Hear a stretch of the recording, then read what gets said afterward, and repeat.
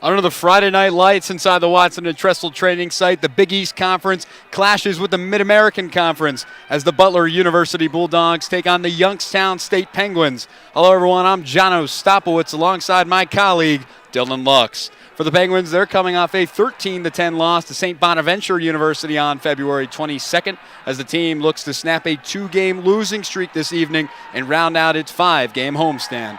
Despite the skid, the offensive attack for YSU was led by the three-headed monster in Claire Benzinger, Katie Grotenthaler, and Brooke Peck with a combined 30 goals. However, for the Bulldogs, they look to earn their first win of the season after 19 days of rest. The team's last outing was February 9th against Stetson. Butler's defense has allowed 36 goals over 2 matches, while its offense has only mustered 15 goals and only 1 assist. Freshman Maggie Lewis leads the squad in goals, points, and draw controls. Dylan, of course, it's a pleasure to be broadcasting alongside you here in beautiful Youngstown, Ohio, but we have to talk about some of the matchup history between these two teams here this evening. John, it's great to be back with you inside the Watts, especially on a night like tonight, Friday Night Lights. This will be the third all-time meeting between the Penguins and the Bulldogs. The series is tied 1-1. Last meeting was on February 12th, 2023, right here inside the Watts. It was a thrilling matchup, 19-18 victory for YSU to open up their 2023 season. Butler won the first matchup between the two teams on March 27th of 2022. That was a 12-9 victory at Varsity Field in Indianapolis. So, John, both of these teams looking to come in here and take an edge in this series. Dylan, you talk about that, and we have to elaborate on some of the keys here, especially for Youngstown State and Butler. There is no doubt that this will be a very offensive-oriented game, especially for Youngstown State. Both of these defenses, though, have allowed over 80 total goals. Butler has only played in 2 matches. Youngstown State, of course, playing in 4, this being their 5th and 3rd, respectively, but we have to elaborate those a little bit more. John, I think you hit the nail right on the head with the three-headed monster of the Penguins' offense. Katie Grotenthaler, Brooke Peck, and Claire Benzinger. 30 goals they are responsible for of the team's 53, so you want to get the ball in their hands as soon as possible. I think they also need to stay accurate. They lead the MAC in shots on goal per game at 22.5, so when they're shooting well, they're going to be scoring. Help out your goalies as well. Sitting at a 33% save percentage in 4 games. Faced 103 shots, so Brooke Harper going to be busy in goal, so it would be nice to get some help from her defense. And for Butler, John, I think they need to clamp up as well as we get a turnover here from Youngstown State. They've allowed 36 goals in 2 games. They've faced 73 shots, and so not a whole lot of defense being played there, and that's going to be huge today against the high-powered Penguins offense. Draw controls, you saw them win the opening one there, could be a difference maker in this game. It creates more offensive possessions for Butler, help out that 7.5 goal per game average, as well as keeping the Penguins offense at bay. And lastly, John, got to spread the love. Only 1 assist in 2 games. It works for some teams like YSU, but not all teams do it that way. You know, you started off 0-2, come in here, let's try something new. Well, when you have 42 unassisted goals, it's okay not to share the love. You can see here Lena Cox now trying to find inside for Youngstown State, but that's no good as Butler again playing fierce here to start in the first quarter. And that was a nice play by Fackrell to get her stick in there and make sure that doesn't result in a goal. Fackrell, again, one of those players who, for Butler, can really be in there and cause disruptions. You saw right there, got the opportunity off of Lena Cox's mistake. But for Youngstown State, it's all about trying to minimize the turnovers. You have almost 42 caused turnovers. Why not know what works? I mean, they're trying to get the job done here, especially in this first quarter. Yeah, we talked about it before the broadcast. YSU scores a lot of goals on fast break opportunities, and those come from turnovers. As we get a stoppage of play right there. And you'll see for Butler, it's just trying to have these opportunities, especially they had 2 tough outings, especially they give up 36 goals. You play Oregon, then you have to go up against Stetson as well, but free position opportunity here for Butler, as you'll see here early on. An early opportunity for them to get some points on the board. This is what this offense needs, some early goals. Emily Eckert for the Bulldogs. Trying to get inside. Did she get it? She did. And she did not. Just off the backside, you can hear Youngstown State very happy about that call, as that will stay in play as Youngstown State will try and go the other way.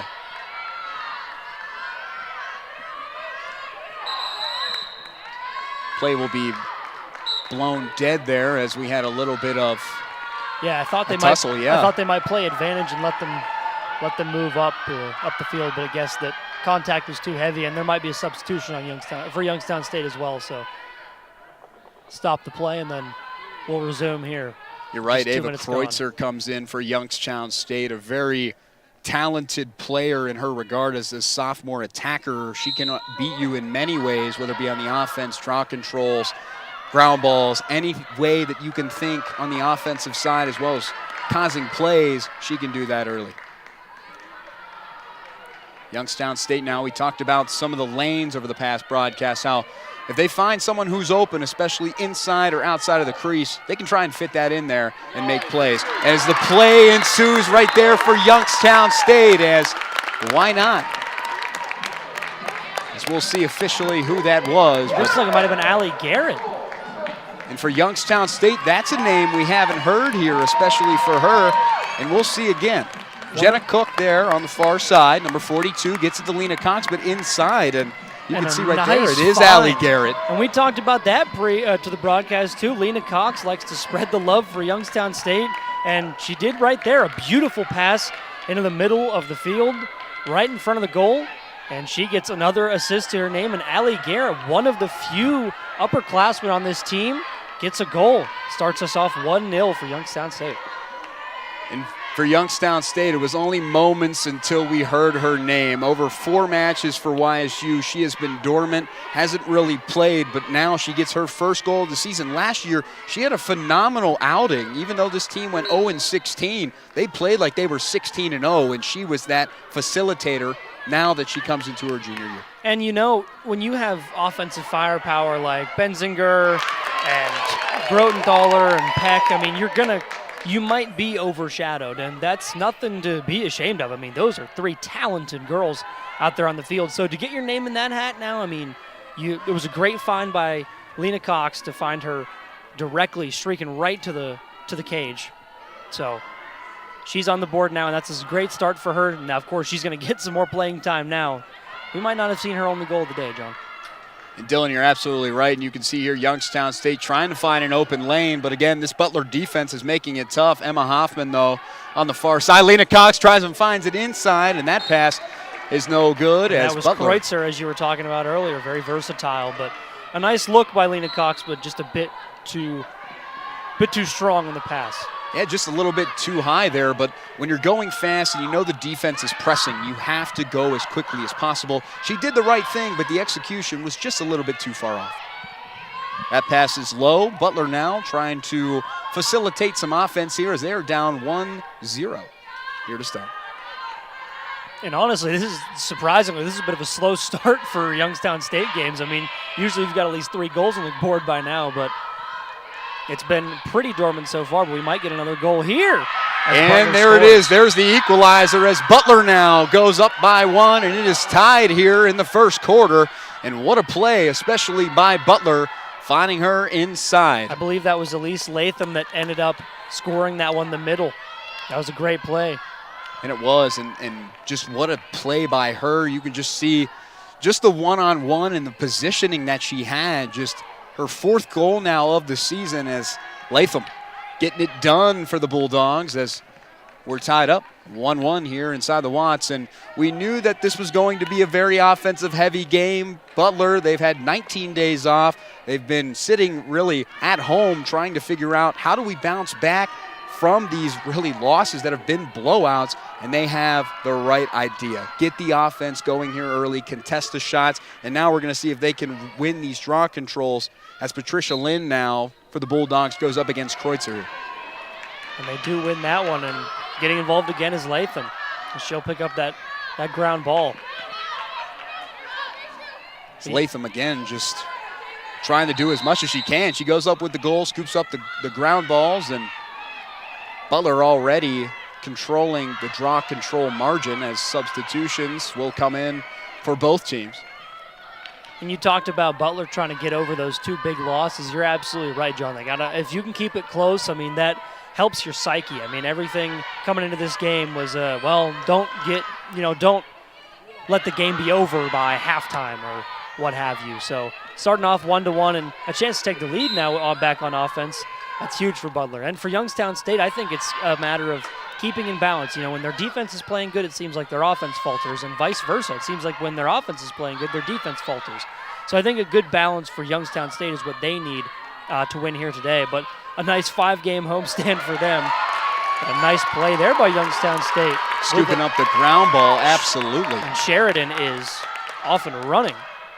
Lena Cox is the best person to have in transition. Fast and small. You're absolutely right, but now Butler, they'll have to play here a power play, as that was a green card on Ava Kreutzer. Still Butler trying to play here as they have that position here early on. 1-1 is where it stands as we tick here under 10 minutes. So it looks like Youngstown State's going to try to kind of wait out the power play, which is a smart move. I mean, get your offense to full strength before really going after an attack. It's going to be pretty close, though. They have a minute left and about 53 seconds on the shot clock. So it's going to be, you're only going to have a few seconds when you get full strength. But we'll see how Youngstown State decides to attack this position with a woman down. Now watch this matchup. You'll see Benzinger as well as Hoffman just getting it back and forth here, trying to draw someone off, but you can see now full strength now for Youngstown State. I believe Kreutzer came back on, so now they have about 30 seconds to try to attack. And the defense for Butler being the disruption here as Youngstown State able to scoop up the ground ball. Emma Hoffman, though, on the far side gets it to Cox. Cox goes inside as Benzinger looks to make a play off the back pedal. Does she get it in? She does not, as the save there and a little scoop by the goalkeeper for Butler. That was a great play by Lentz. It was a nice move by Benzinger. She was trying to do that all herself. And that ball trails out of bounds, and Youngstown State's going to get it back with an opportunity, John. And a little bit of stroke of luck for Youngstown State. Inside, can they get it?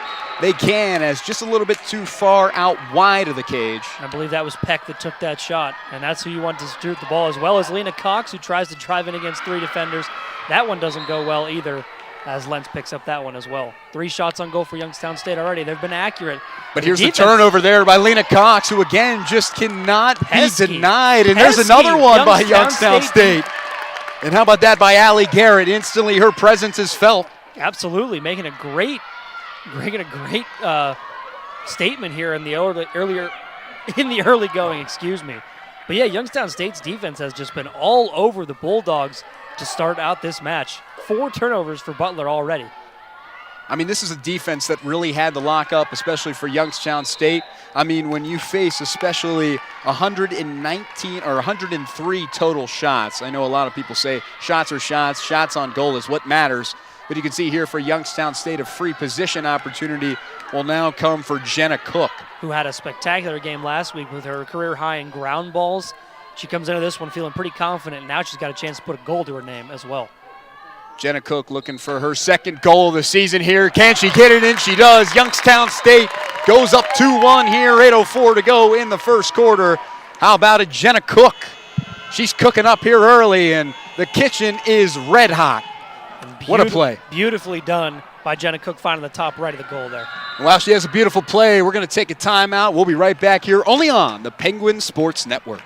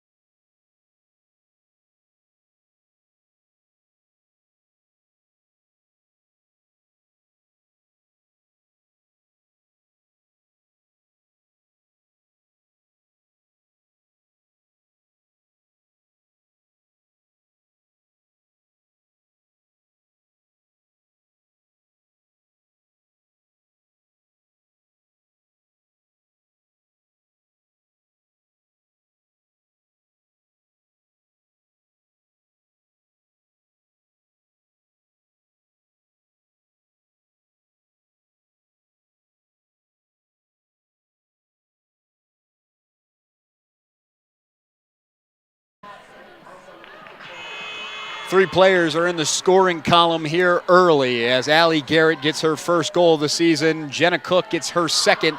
And Elise Latham for the Bulldogs gets her fourth now of the season. A lot of scoring opportunities here for both teams. And Dylan, we talked about it in the beginning. These defenses here, they have let up a lot of goals, but the offenses, especially for Youngstown State, the production has gotten its value. Absolutely, and defense has been on fire for the Youngstown State to start. You saw in that last play, they forced a turnover, and no surprise, YSU leads 3-1 in ground balls to start this matchup. And on that last play, it seems like Butler couldn't clear it at all. I mean, they could barely get it past what would be the 20-yard line. So great start from the Gwyn's defense. I believe we got a stick issue here as the ref is. Absolutely right. And when you look at lacrosse, that's illegal equipment, and they're going to call that. And therefore, this will go in the favor of Youngstown State as they're going to look it over and see what it is, potentially the stick. I don't think the pockets are that deep, which I know especially when you look at why that would be called. I was looking at the same thing, John, but it appears it just may be a cross, something regarding, but we'll see. They did deal out a yellow card, so that should be a power play for Youngstown State. We'll see if it.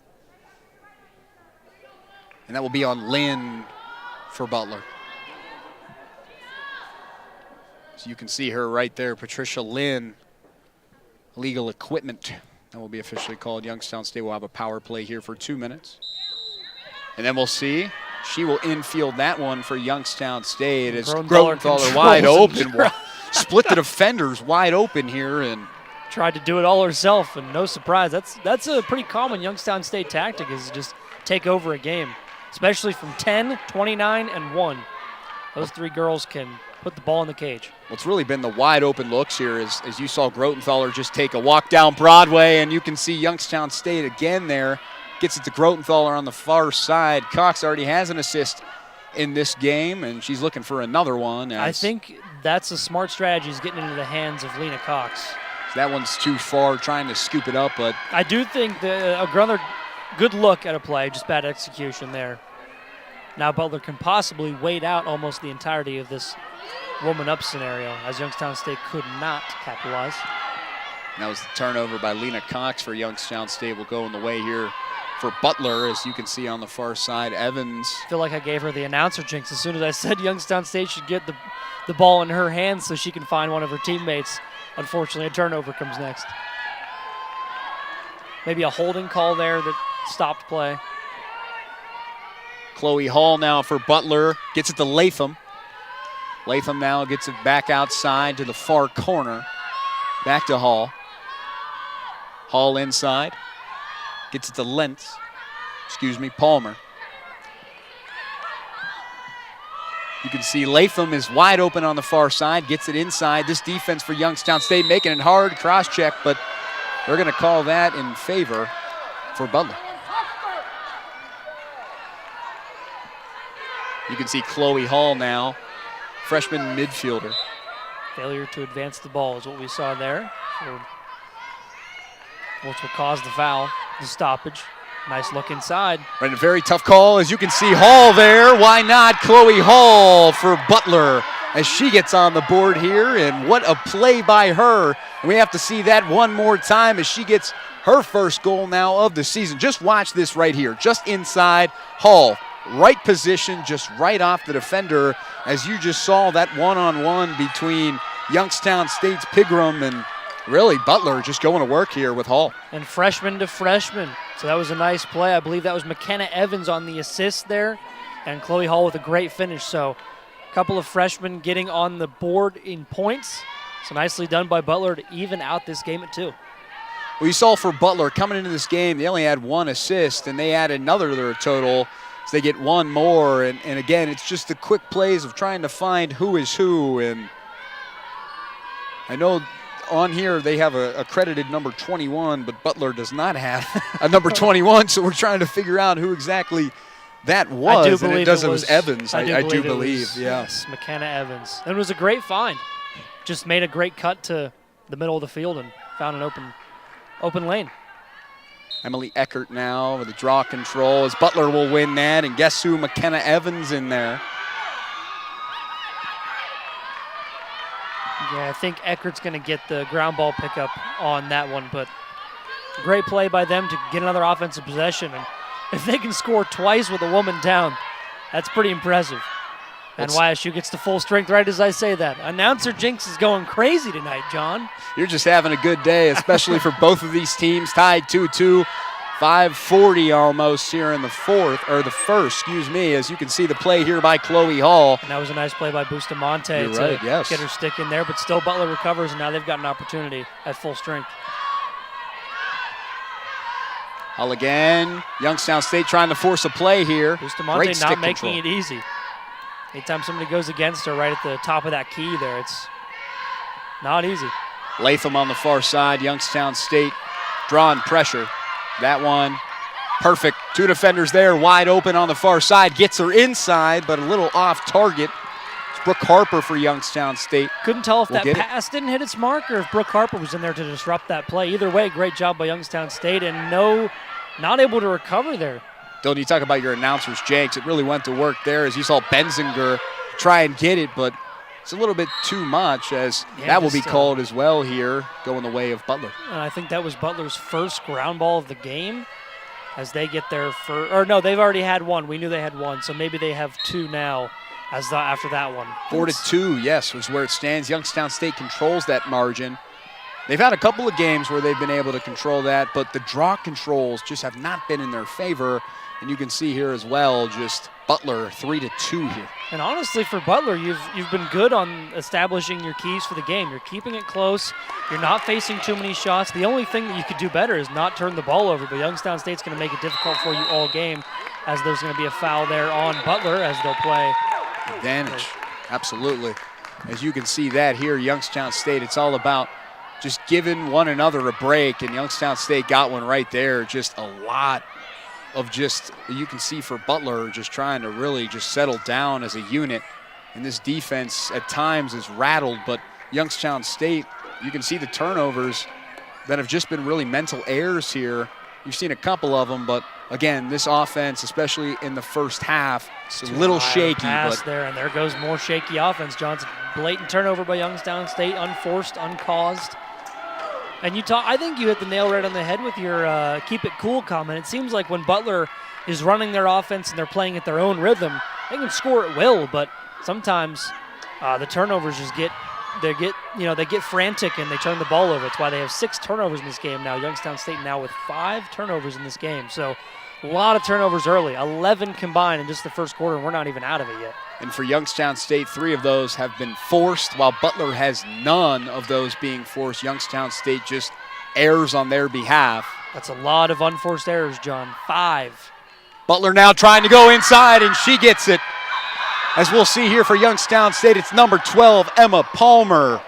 For the Bulldogs, the sophomore attacker from Hudson, Ohio, and she gets it done. Just watch the quick strike ability, just right on the far side, a little bit of facilitation, and hello, good morning, and good night.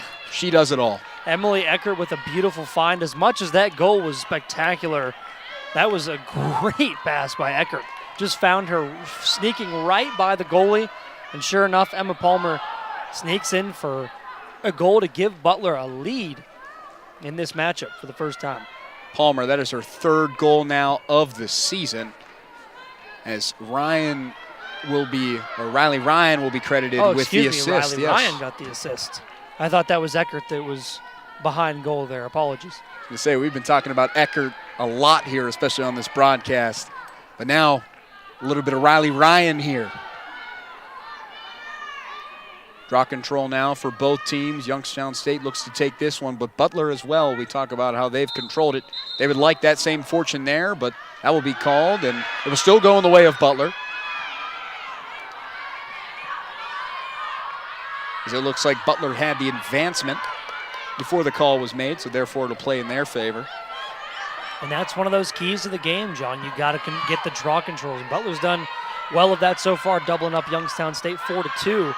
It's created more offensive possessions for them, and as I said, keeps that Penguin offense off the field. Now you're just playing defense all game. It's not really going to get a chance to score goals. So well done by Butler as they have a 3-2 lead, looking to make it 4-2. Absolutely, and here's the play here to try and make it. Defense for Youngstown State has to come up wide open on the numbers for Latham.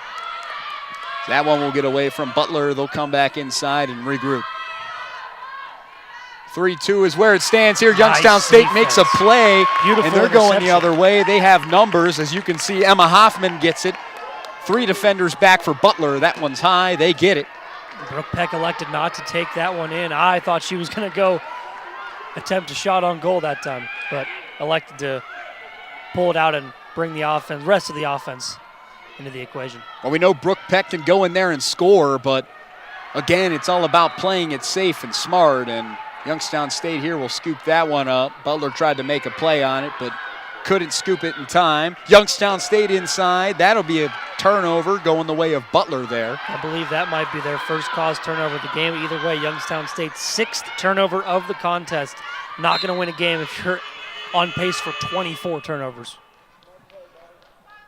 And when you talk about it, especially where it stands, ground balls have been the way for Butler. And when you look at it, Brooke Peck had the turnover and was caused by Bennett. And you're right, Dylan, that is the first caused turnover here. Youngstown State has 5-1 where it stands and 13 total turnovers for both of these teams here this evening. Yeah, not a good start for both offenses. I mean, both there's 5 goals on the board, but there's more turnovers than goals on the board right now. Just a tough start for both teams taking care of the ball, and it's going to come down to it at the end of the game, which team could take care of the ball better. Neither team's really done great so far, but I think whichever team has less turnovers at the end of the game is going to be the one that wins this one.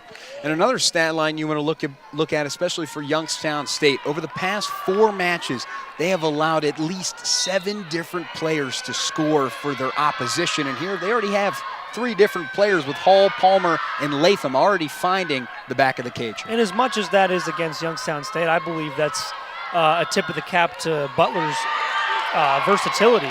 As a nice play was made there by Sheridan, almost gets the turnover.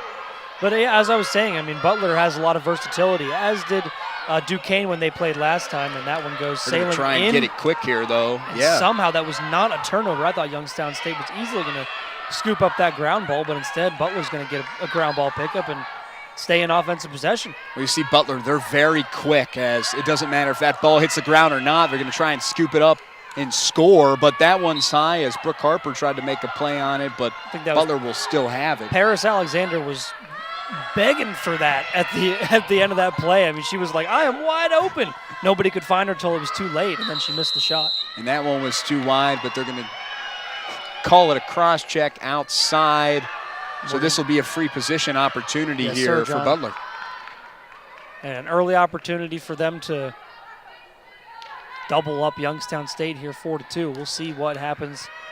This is Latham, so she's going to be going for her second goal. Most likely she could pull this out and waste out the rest of the clock.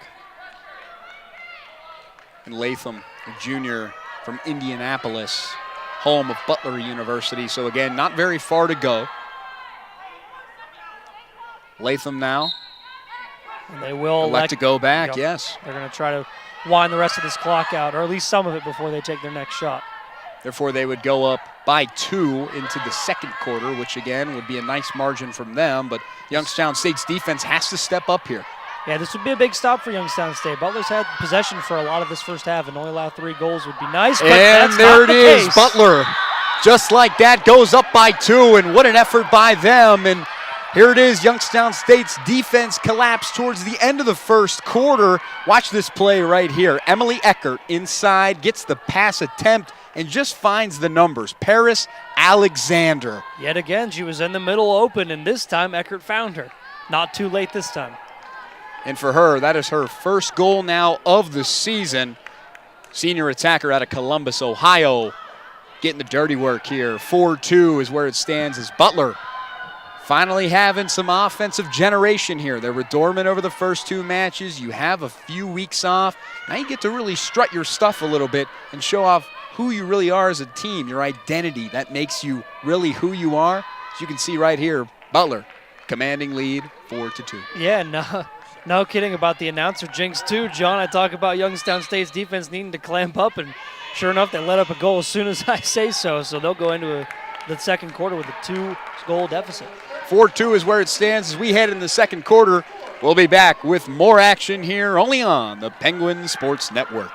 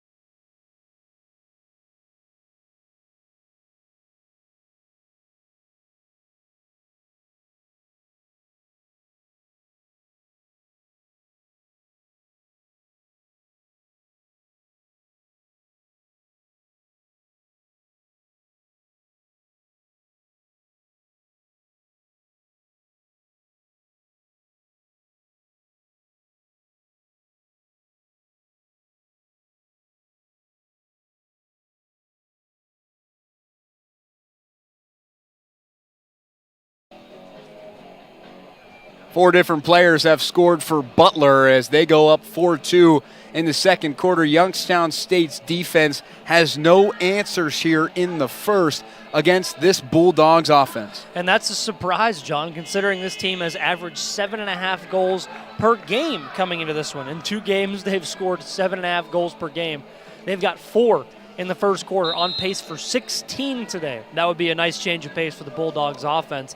As for the Penguins defense, it seems that they leave that middle of the field wide open. It just seemed like twice in a row Paris Alexander was calling for the ball, and both times she was open. So I think if they clamp up the middle of the field better and help out their goalie Brooke Harper, they could end up back in this game.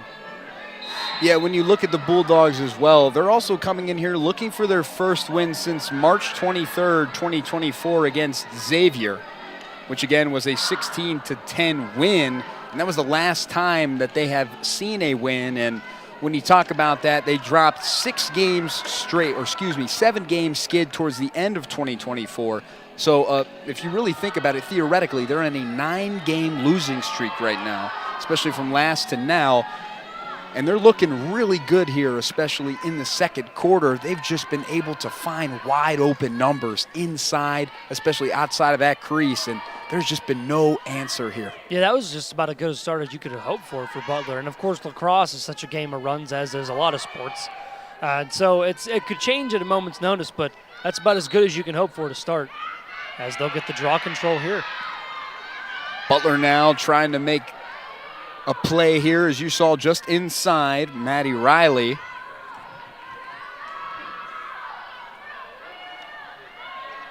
Butler again trying to control the possession. They had it a majority of the first quarter, but here Annika Bennett had it. She has it again. Deja vu moment now for the Bulldogs. Nice cross check by Youngstown State, looking for a little bit more defensive effort. And when you talk about it, especially that game against St. Bonaventure, it was in that second half where this defense really collapsed. Over 10 goals that you've allowed. It was really just a tough outing against them. After only allowing, I believe, 1 goal in the second quarter and 2 goals in the first. I mean, it was a great first half of play, but yeah, the second half, you can just see them. You could watch them falter. It was unfortunate, but this Butler offense has been solid so far. Emily Eckert there lost it. She's trying to scoop it up as Butler can't, but it'll be a push on Butler, and that'll be Penguins ball here with just under a minute gone. There's some substitutions that are coming onto the field now. And you'll see for both teams, they're just, Youngstown State's trying to generate a little bit more offense. This is really one of those teams, especially in the MAC, that has players that come off the bench and score. And that's something we haven't seen in the first. They usually outscore their opponents in the first. But now it's Butler that controls that margin. Youngstown State is looking for a little bit more effort here, especially from some of their key role players. Yeah, and you talk about coming off the bench and scoring. I mean, that's what Benzinger can do each time she's on the field. She doesn't usually start, but as we were talking about before the broadcast, she's a great sixth woman for this lacrosse team. So she can come off the bench and score quickly, and they need it now. The Gwins do. And you're absolutely right. And you've just seen just some of the turnovers, really not cradling your stick that well. Just Youngstown State, just that ball just popping right out of there. Sammy Drew on the far side, a name we haven't called here. Yeah, a lot of unforced errors, like you said, John. I mean, only one caused turnover for Butler so far, which means that Youngstown State has a solid amount of giveaways that are of their own volition. Grotenthaler gets it to Sammy Drew. Sammy Drew to the far side there to Jenna Cook. Grotenthaler, double team by Butler. I thought Cook had an opening there. They double teamed Grotenthaler, but well, the issue with double teams is Grotenthaler is wide open as that one's off the mark. a rare miss from Grotenthaler. Had an open look at the cage and just missed it. It's Olivia DiCarlo for the Bulldogs, making a great play there.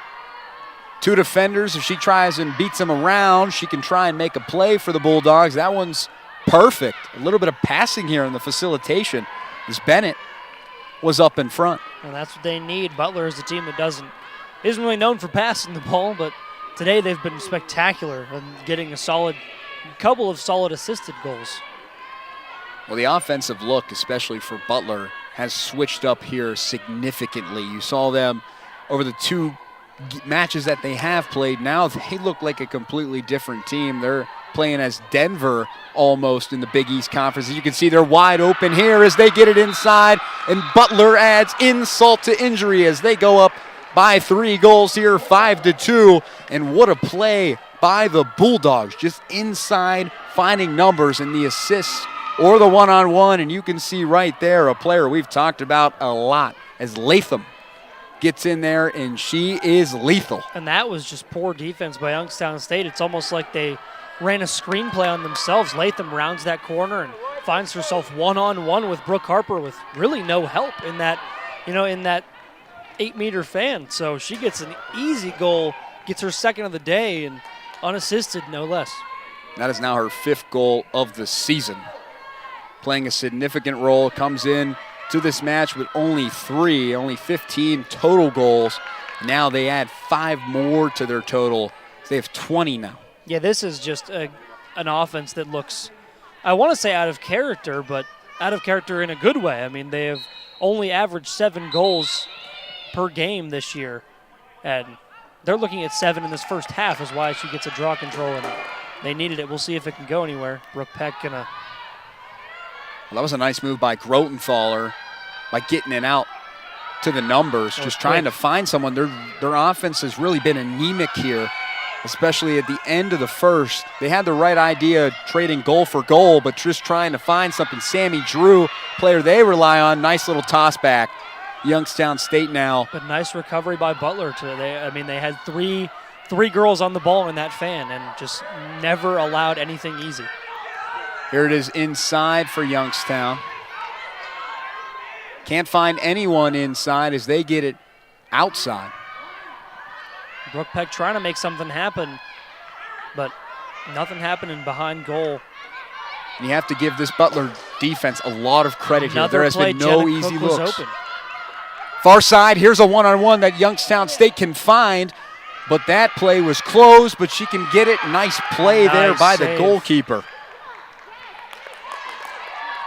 As you can see there, Alyssa Lentz just and I thought Kreutzer had an opportunity, but just didn't take it. I thought that Kreutzer, was one-on-one with the goalkeeper, Lentz, but just didn't take it and then kind of did a spin move and ended up getting herself into a triple team.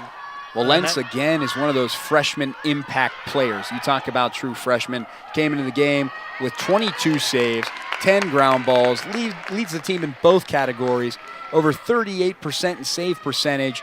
Although, yes, she has allowed 35 goals, a little bit more than that, 37 now. She's faced a lot more, She has faced John. a lot of shots. You're absolutely right. Coming into the game, 71 total shots that she has faced.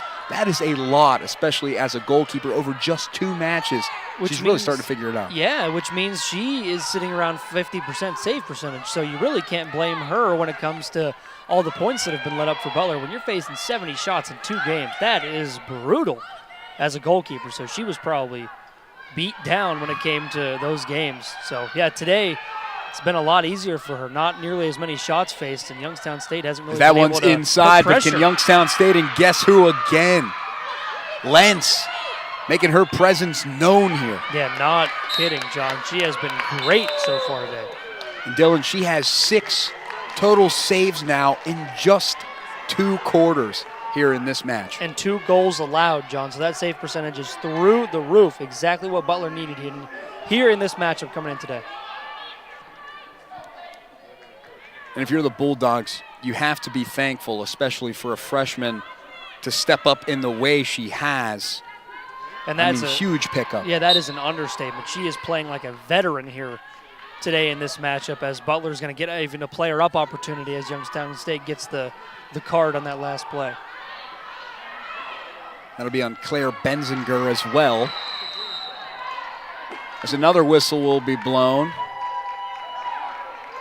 That will go in the way for Youngstown State. So again, power play here for Butler. Numbers will go back for the Bulldogs. An early 5-2 deficit. And Youngstown State has been getting shots on goal. They have 7 now in this matchup, but just nothing falling for them. And that's, as you said, John, that's a lot due to Lentz. I mean, she's got 6 of their 7 shots have been saved. Or now it would have to be 8 now. So 6 save shots. Absolutely. Man, a great start for her. Youngstown State trying to find some numbers here. Lane closed. Brooke Peck is in there. Tried to cause a turnover for the Bulldogs. We'll see which way this will go, but looks favorable here for the Bulldogs, who, again, just causing turnovers or even just the mental errors for Youngstown State here as they just keep running the other way. A lot of time spent in the attacking area here. And another pass that could have ended up in a turnover, but Butler recovers the ground ball. Playing a lot here in Youngstown State's attacking zone. We'll also have power play as well. Emily Eckert for the Bulldogs, trying to go up against Brooke Harper.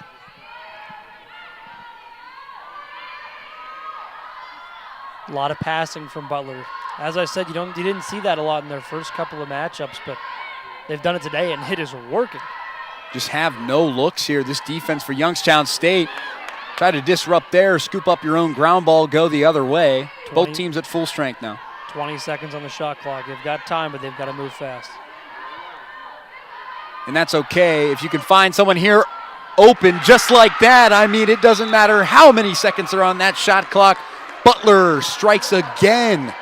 Wide open. The defense collapsed yet again for Youngstown State. Watch here. Latham just gets it to the numbers, and you can see Eckert gets it right to Annika Bennett. And again, Youngstown State's defense falters. Butler's offense excels. We'll be right back here inside the WLAX.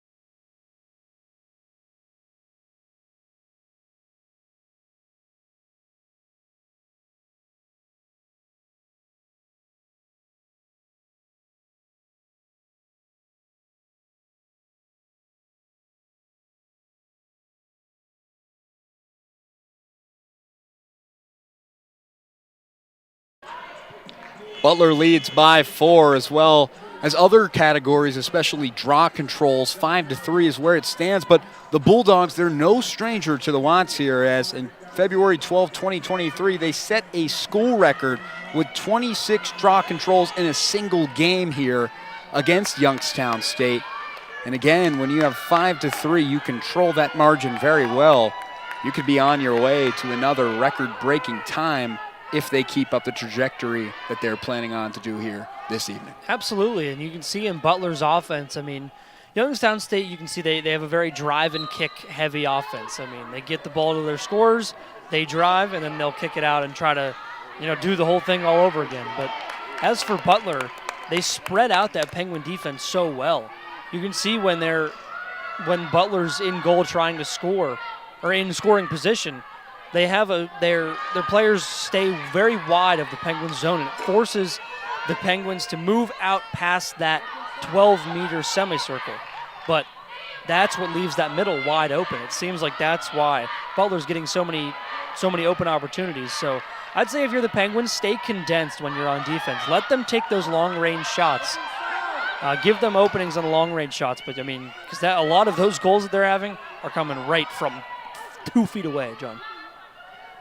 Dylan, you're absolutely right, especially Cox right there trying to get the offense in good positioning here. But Butler, Youngstown State trying to beat off guard, but Lentz again just really proving to be back-to-back saves for Lentz, and those were unfair. Those were 2 spectacular saves by her. And it seems like the Penguins are just shooting at a brick wall right now. Dylan, you're absolutely right. And at 5'4", Lentz is really just, all in all, just another brick in the wall. And she has been there, and she has been over the 2 matches she's played in. I mean, when you accumulate over 22 saves in over 2 matches, you're destined for greatness. Well, that or you're facing a lot of shots, and that was true in both scenarios, John. 10 shots on goal today for Youngstown State, and how many to show for it? Dose. That's it. Lentz has been spectacular in this game. 8 saves to 2 allowed goals. And Youngstown State, to be fair, one of their goals was to shoot accurately. They're shooting accurately. They just can't get through Lentz. And they also can't get through this Butler defense as well. And this offense tripped up there as she tried to make a play on it. I believe that's going to be called an offensive foul, so it'll be Penguins ball. Just kind of went in there out of control, I think, and that's why they went with the foul call there. And Youngstown State, again on the far side, trying to cut into this deficit that they've found themselves into here in the second. I thought Emma Hoffman might have tried to do something there on that original kind of fast break opportunity, but decided to let the offense find her. And as you can see here, Brooke Peck is trying to make some magic happen. Did a little spin move, but cut off by the defense as that one's too far. Players trying to run and try and scoop and score the other way. Youngstown State picks up the ground ball, though, and gets back into position. Impressive play, because that ball was sailed way over the head of the Penguin, and now we've got stoppage of play. But impressive play to keep that in Youngstown State possession. Sammy Drew will infield it. Now if you're Youngstown State, you just want to try to cut into this deficit. You're not going to get all 4 goals back at once. It's a long game. You got 4 minutes to go in this second quarter, and you got a whole second half to go. And Youngstown State, Benzinger is trying to make a play here, but can't. And that's going to go in possession of Butler. So that one just sailed right of goal. So that was a shot not on goal. One of the few today for the Penguins. And an error here. Youngstown State trying to capitalize. A little shovel pass, but off the mark. Butler again trying to capitalize on errors by Youngstown State. Their shots have been off the mark here. Is there some wrap in front of the net for Youngstown State? It seems like everything they're throwing is just either hitting the stick of Lentz or just missing the goal entirely. And wide open here for Butler as they try to get someone inside, and they score yet again. No one home for Youngstown State. Went up against Harper, and Butler again on the wide open. Dylan, you talk about spreading your defense wide open, and she did just that. Maddie Riley adding on another score. And just like that, Butler Yeah, Maddie Riley just drew the double team and even the triple team for Youngstown State and left McKenna Evans just wide open. Another freshman to freshman connection there. And it looks like YSU's going to get a goalie change. Don, you're absolutely right. Liz Amos is already in. As we get the official call on that one, yes. Didn't look like it mattered there. I mean, Youngstown State's defense was just, they double-teamed Riley, so they left McKenna Evans wide open. So that was essentially a one-on-one between Amos and McKenna Evans, and it just went poorly for Youngstown State that time. Yeah, and for Youngstown State, you look at both of these goalies, and they've been running with two, especially Amos, who played 3 games. Now they're making that, yes. When you look at it, 13 goals she has allowed, 8 saves. And when you look at Brooke Harper, 36 goals that she has allowed compared to 16 saves for only a 30.8% save percentage. This team in total only has a combined 32.9% save percentage. Now compared to their opponents are averaging 41.1% inside the cage. That's impressive, John. It's an impressive number. Now, when you look at Youngstown State, how does this offense try and light a fire here? How do they get back into this game? They've shut you out now in the second quarter. Butler went up 3-0 now. How do you add a little bit more scoring to your column? I think it starts with the turnovers. I think early they were creating a lot of turnovers, and I think that's what led to those 2 goals, just kind of getting into the defense's head, even to the offense's head, and then you're able to get on the other side of the field and put some points on the board. But they haven't really been able to do that, and Youngstown State has just turned the ball over on their own volition. They have done so many times in today's game, and it's not helping them out today. So they need to take care of the ball, and honestly, I think they need to spread Butler's defense out a little bit more, so that way they're not going in on triple teams to try to score when you're down 7-2. Well, for Youngstown State, they've gone away from what makes this team who they are, their identity per se. You'll see the double teams, especially over the past 4 games. They've been able to double and eliminate plays. And really, the inside zone, right, that midfield towards the cage, has just been wide open. And that is uncharacteristic of a team that has secured that spot. In the turnovers as well, as both teams trying to make a play on the ground ball, as Youngstown State will secure it as they will go the other way. You know what else is uncharacteristic is 2 goals in the entire first half for a team that last week averaged 16 goals per game. They have 53 goals in 4 matches, John, and today they have 2. It's just the Butler defense has been spectacular, and that is largely due to Alyssa Lentz, who's been great today. So if she can continue her fabulous play, I'm not sure what YSU can do. I mean, when she's averaging almost 11 saves a game, and there's Youngstown State who beats out Lentz as they finally eliminate that goose egg here in the second quarter. And there's the play here. And guess who? It's Sammy Drew for Youngstown State as she's able to find the far side and a nice little bounce pass right past Lentz as Sammy Drew now has Youngstown State in position. 7-3 is where it stands here in the Watts. And that was a nice play by Drew unassisted, just made a nice play, got around the defense, and I think that bounce pass was a solid play. I think a lot of the shots have been trying to whiz right by Alyssa Lentz's, right by her stick, but that hasn't been working, so they go low. Sammy Drew goes low, and it gets the 3rd goal for Youngstown State today. So I think that was a solid play by her and helped get them on the board, and now you can win some draw controls, cause some more turnovers, you're right back in this game. So that was 5 for 5 there for Drew now on the season. 5 goals for number 5. Freshman midfielder who has just been a staple in that midfield position, can switch up, play defense, can play attacker. It doesn't matter where you are. She's going to try and make plays, and she did that one right there. Very versatile player. And, John, that's what YSU needs at a time like this, is versatile players who can both play defense and put the ball in the back of the cage. And Lena Cox just contesting Butler here, trying to force a turnover. Youngstown State has gone stale. Caused turnovers when looking at it. Youngstown State, although, has 7 compared to 2. Nearly had another one, but a tough cross check there. Yeah, and that will be called a lot of the times because, again, you just can't be too impactful when you're trying to make a play on the defensive end. And that one's lost as Butler tries and scoops it up. That one's high, but goes right back. A collision, though, that's not called. They'll play These are the type of plays that are gonna be bad for Youngstown State. You've had 4 in a row there. It looked like could have been turnovers, and then Butler gets all of these ground ball pickups. They recover it. I mean, these are just mental killers for Youngstown State. So you got to get one of these turnovers to at least, balance out your psyche right now. Butler's just been handling the ball. Great move by Latham there for the Bulldogs. Trying to find numbers inside. No one's home. Amos on the far side.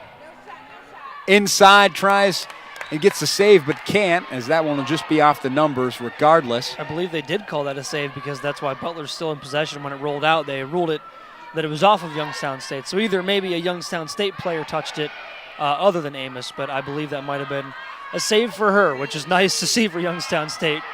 They've let up 7 goals in this first half and could be more. So you get a foul there. Yeah, and then they'll just allow Butler to go to work here as they try and go to work again, but nice. Amos. Just the freshman. The stick right up against her. She goes, if you're going to shoot, it's going to be right into this net, and she did. And again, even as a freshman, you can still make plays like that. Now you have 2 freshman goalies now going head-to-head with Lentz and Amos. Just 2 players again now that she's making her 3rd appearance here as a freshman. And this is such an important possession for Youngstown State. Get it they back have within to score, 3, and the brick wall there, and they'll allow it to play. And that's going to be frustrating for Youngstown State. That was a tough play there by the Bulldogs and no call. And now Butler has a chance to increase this lead back to 5 as they've got a 3-on-3 opportunity. And I believe they call a foul, so there might be a free position opportunity here for Butler rather than just a run to the goal. And I think essentially offsides, if you think about it, just really way too far out in there inside of really the crease, and that's where they'll call that. And here's the shot now for Butler. We'll see if they elect to go short. 26.5 seconds remaining here in the second quarter. Butler still owns the advantage here as Elise Latham will take it. Latham inside goes high, beats out Amos, and there she is yet again for Butler. We have to watch that one more time. Just watch the free position opportunity. Wide open, working against Amos, that freshman goalkeeper inside, and Latham again. As lethal as it gets. It's been the 2 L's for you. You said it, John, the lethal L's. I mean, Alyssa Lentz has been spectacular in goal, but you can't forget about Elise Latham. She's had a spectacular day. She's got a hat trick in this first half. Great start for her, and she's got as many goals as Youngstown State. I mean, when you talk about that stat line, that's where you get baffled, especially if you're a Penguin fan. This is an offense that likes to reel in there, hang in with the teams that are scoring high. Butler has just everything going in their favor, and it doesn't matter if you're a Power 5 conference. I know people talk about the Big East a lot as a respectable Power 5 outside of their respective sports, but again, you can see Youngstown State right just now. Absolutely. It shows you their dominance here, but Butler's men's lacrosse program as well is one of those teams that just really likes to reel in there. And an opportunity for Youngstown State, but just a bad play. By Jenna Cook there, yeah. And that's unusual for her. She is great at ball controls. She has a lot of those ground ball pickups, especially from last week after having that career high, but that one goes as a turnover. Another unforced error for Youngstown State to end this half, John. Well, with the errors for Youngstown State, Butler will capitalize. They're up 8-3, but of course, stick around with us. We'll have stats, highlights, and so much more when we return for halftime, only on the Penguin Sports Network.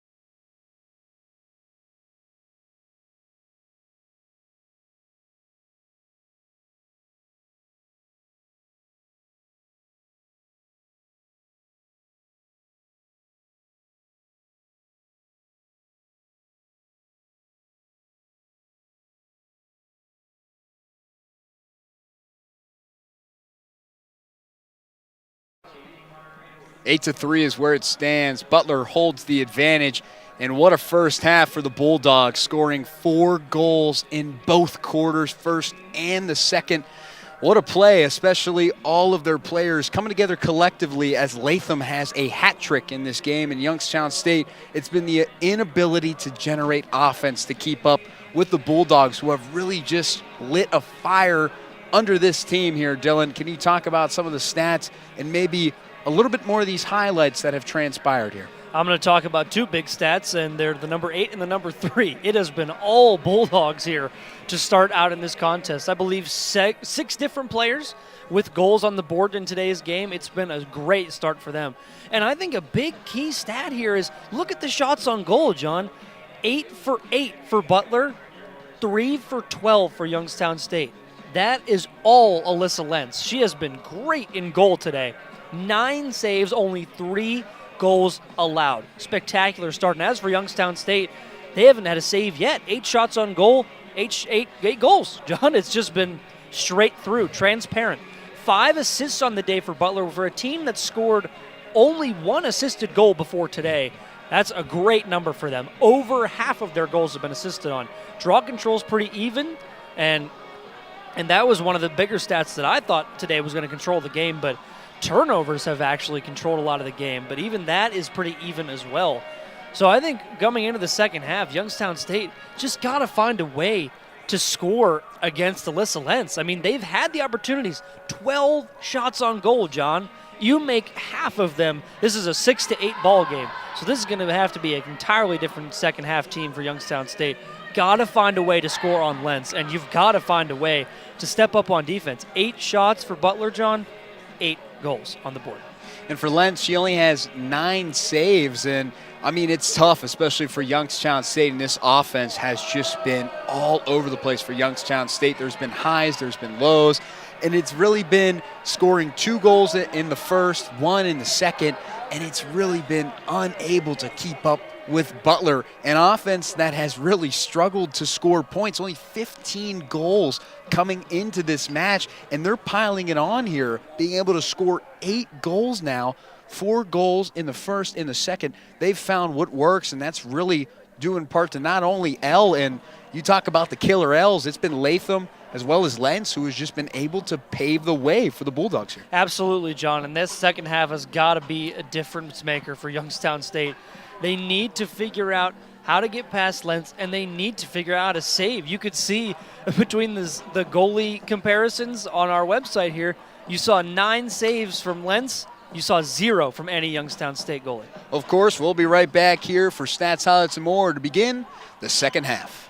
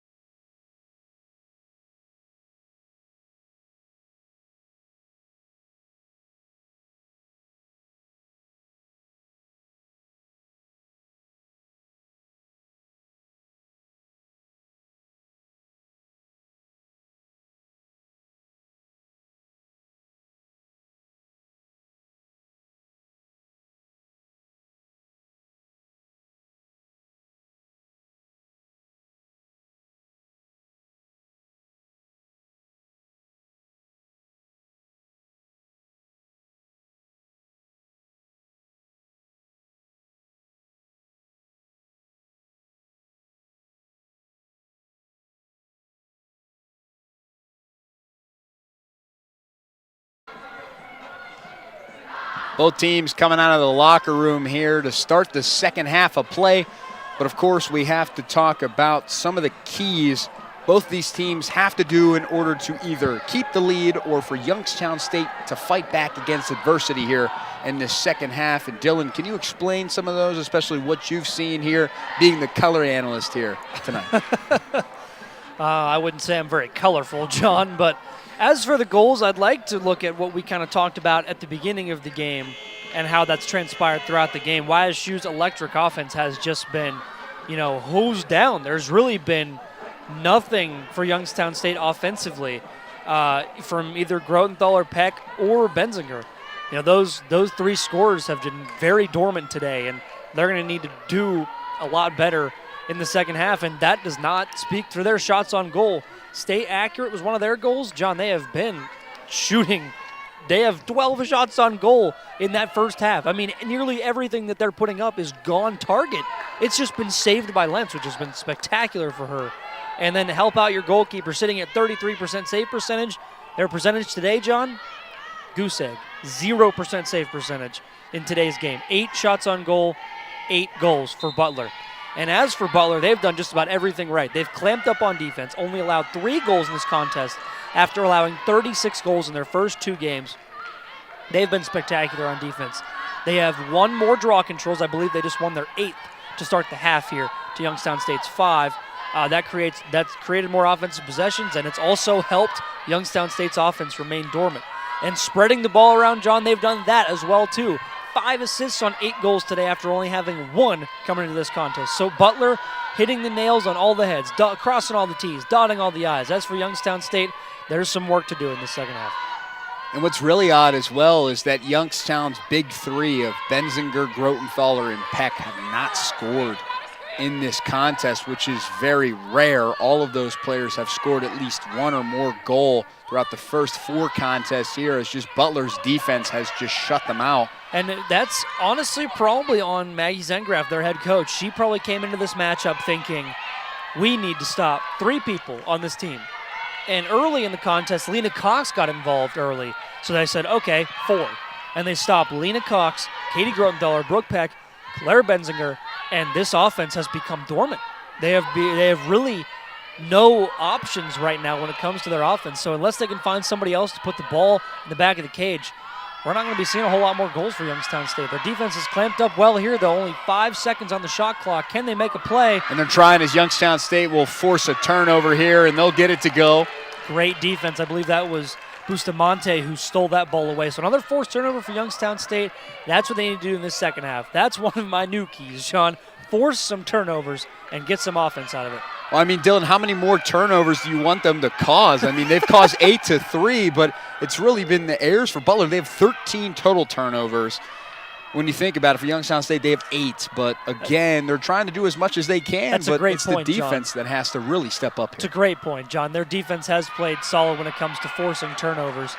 As for keeping control of the ball, that's where they've struggled. The offense has just been laid down. Youngstown State goes the other way, and they're trying to score here to start off the third quarter on a high note.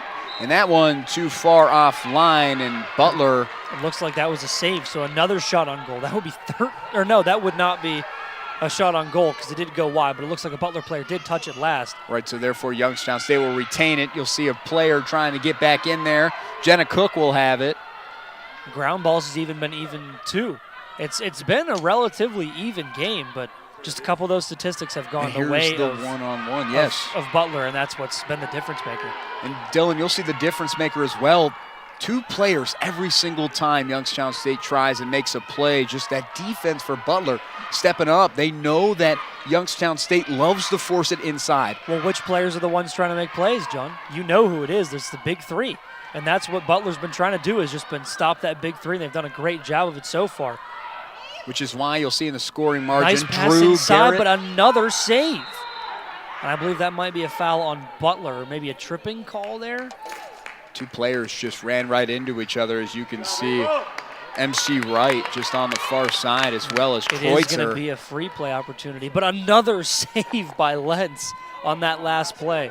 She is just unstoppable. Nothing can get by her. It looks like she has a katana just blocking bullets at her in goal. Playing Fruit Ninja a little bit. Yeah. Again, just like knowing where to go. And Kreutzer now for Youngstown State will try and cut this within 4. But it's going to be tough because guess who's standing back in there? It's Lentz. And boy, do they need it, John. This is a huge opportunity for Youngstown State. Kreutzer trying to look poised here. Nice cut inside. Does she beat out Lentz? And she does. Kreutzer for Youngstown State cuts this within 4. And what a play for Youngstown State as they are now trying to get back in. But look at Kreutzer right here. One of those players that know how to strike. Nice cut. Jukes out the defense. Just a little bit of basketball right there. Beautiful cut. Absolutely. It's like we're playing 2K in the backyard. It's just really just cutting, and she did an excellent job there. 8-4 is where it stands. Youngstown State slices the 5-goal deficit, gets it within 4, 11:36 here in the third, and that's what Youngstown State really needed. And look who's scoring is one of those outside of that top 4 in goals. Butler is putting a lot of attention on those top 4 goal scorers for Youngstown State.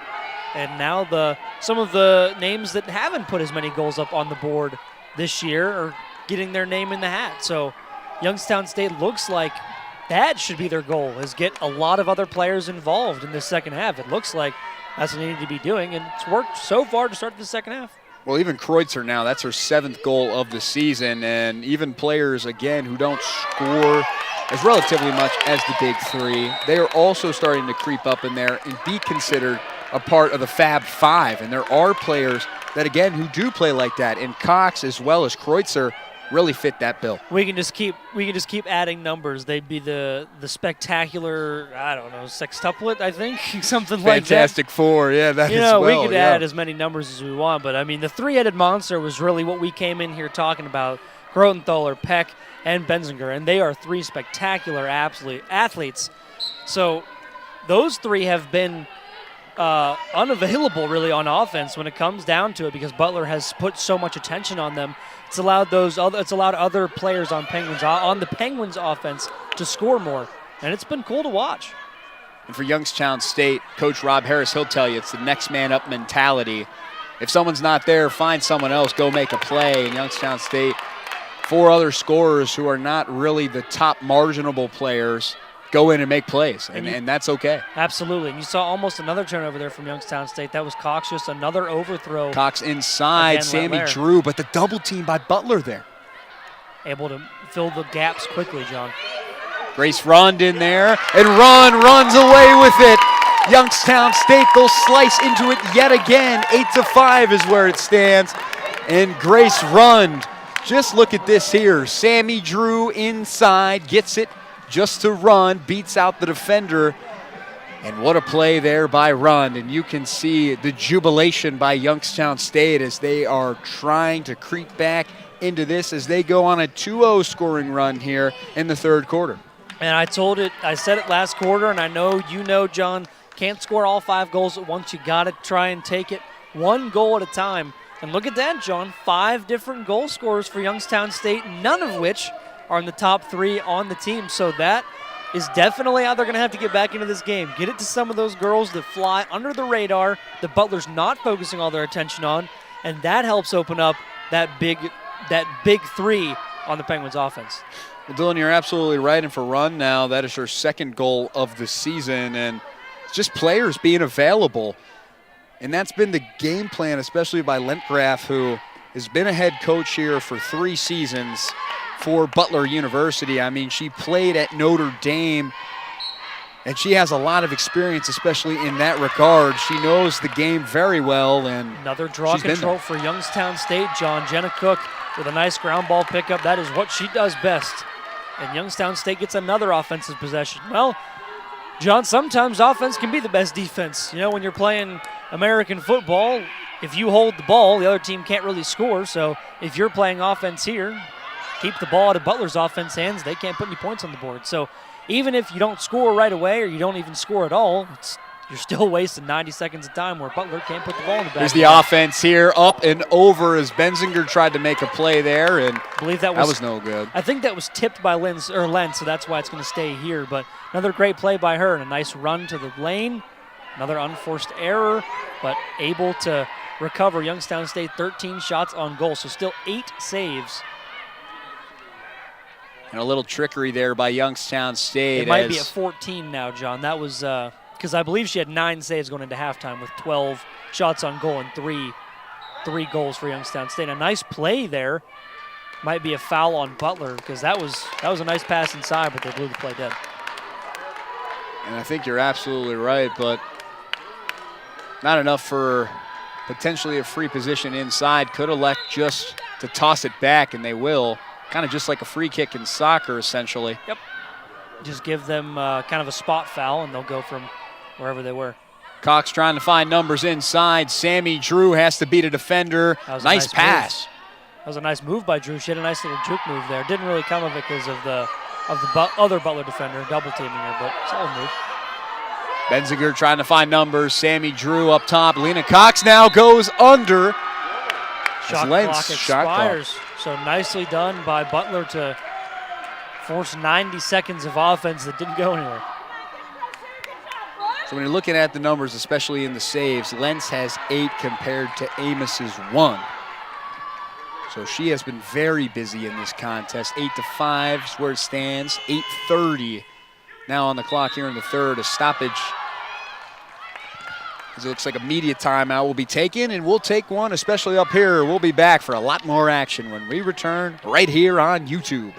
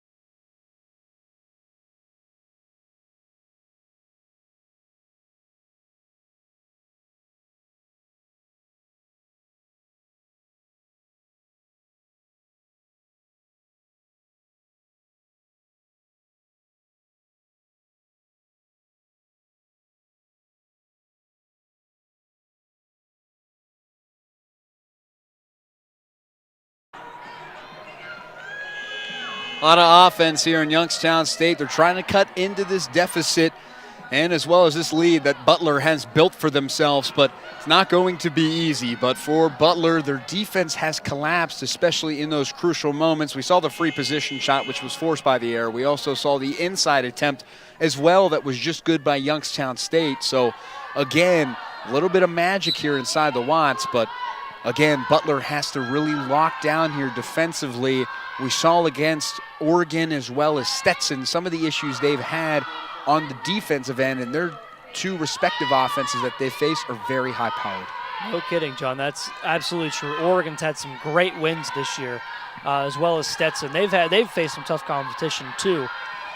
As for Butler, I think one is coming from unforced errors as they get a turnover right here, and Youngstown State spreading the ball around has helped. Getting into those lower point total players on the team.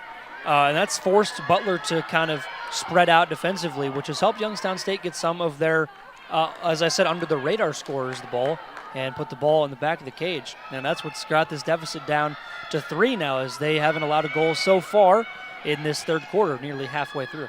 Well, Dylan, you talked about really spreading the offense for Youngstown State and trying to separate from the defense, and they have done a great job, especially in the third quarter, trying to find wide open margins. You can see here the defense is playing really a great area here in the zone up top, but it's really just trying to find numbers back that Youngstown State has just found really issues, and you can see a turnover going to the way of Butler here. And that was a very big unforced error. I mean, Brooke Peck is usually a great player for this Youngstown State team, but just couldn't control that pass, and just a blatant turnover. And a nice run by Butler. You can just see the amount of energy from Chloe Hall, who on the far side there just did a great job of just running and don't look back as much as you can. Emily Eckert there as well on the far side, as they're just going to try and burn some time off the clock here.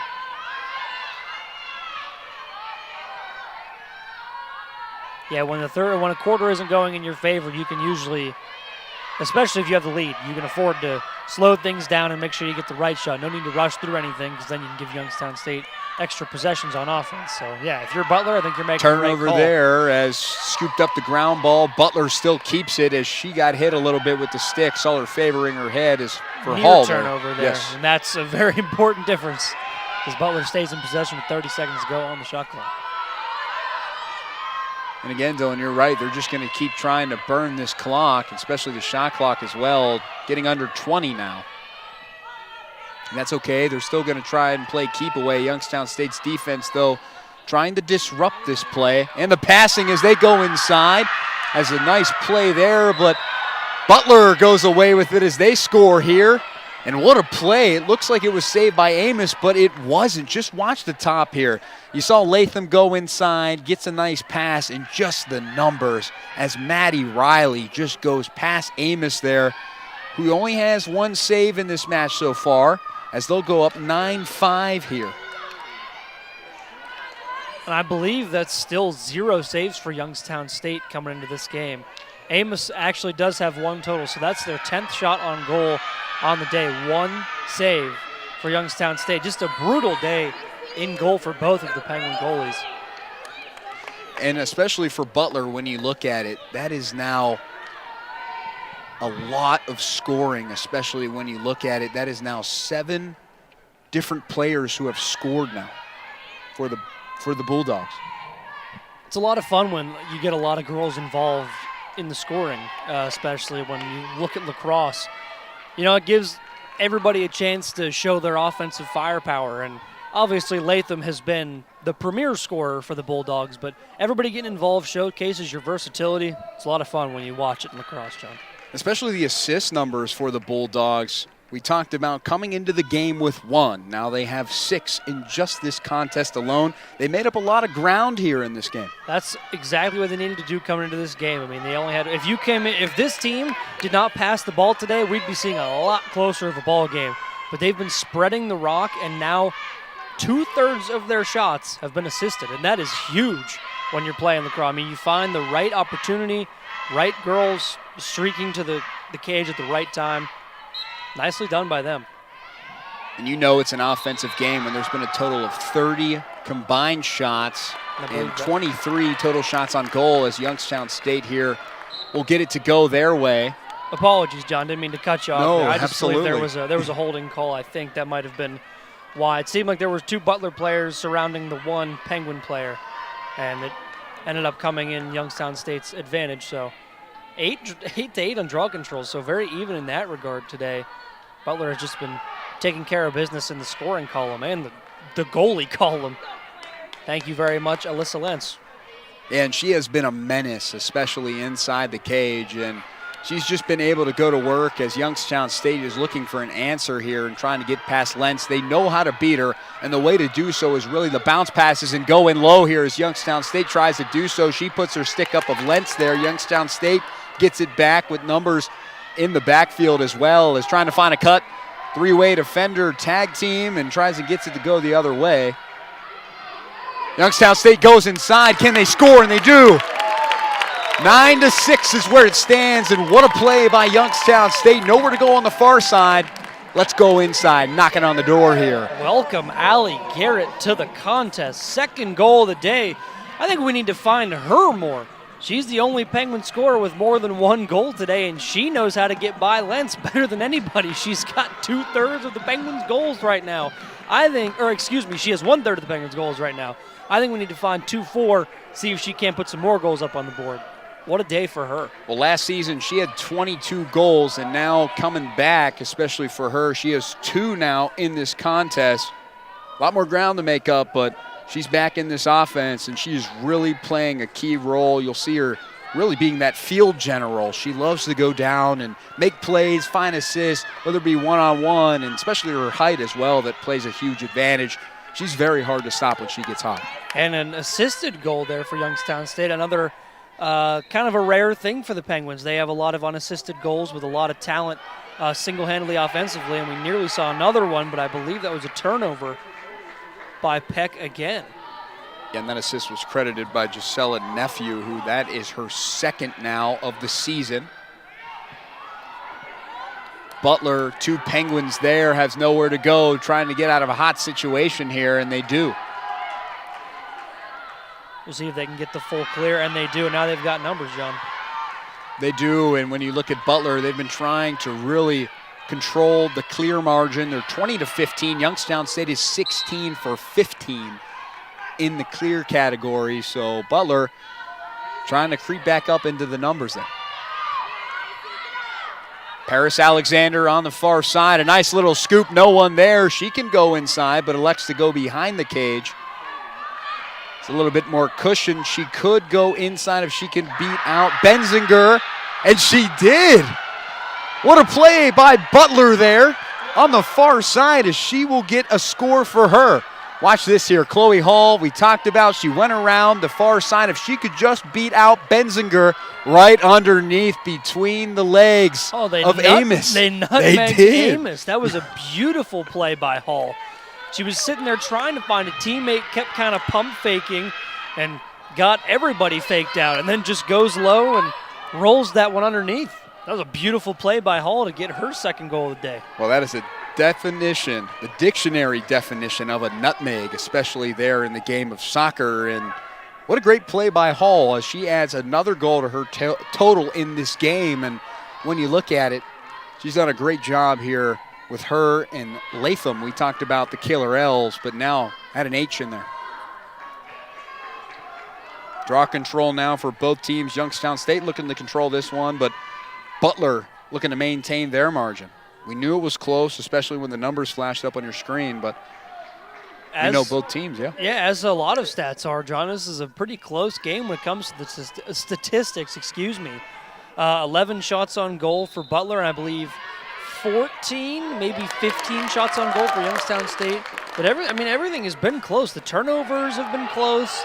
The draw controls have been close. Ground ball pickups have been more, I believe, in Youngstown State's favor, but it's probably evened out now in this game.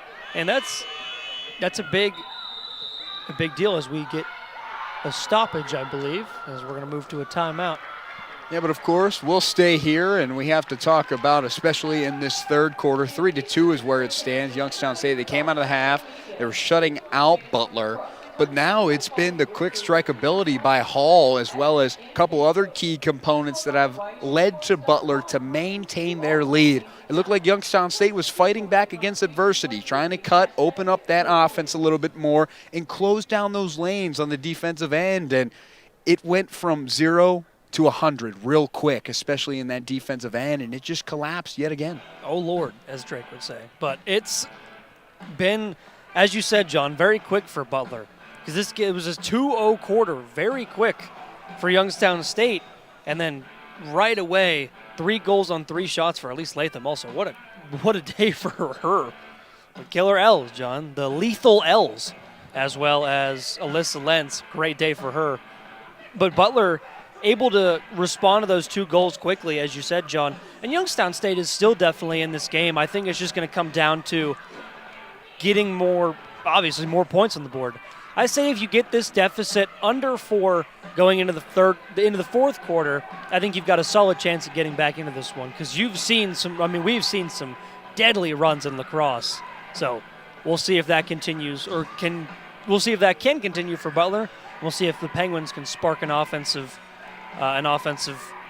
output here in the 4th and the end of the 3rd. Well, we've already seen Allie Garrett run away with Youngstown State's scoring margin, trying to heavily fight back against adversity, especially with Butler being up 10-6. And their offense is clicking very efficiently.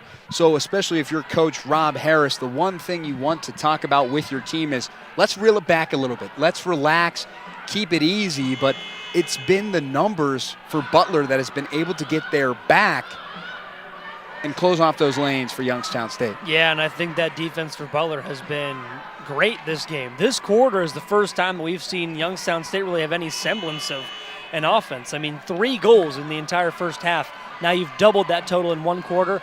That's the Penguin offense we've seen this year.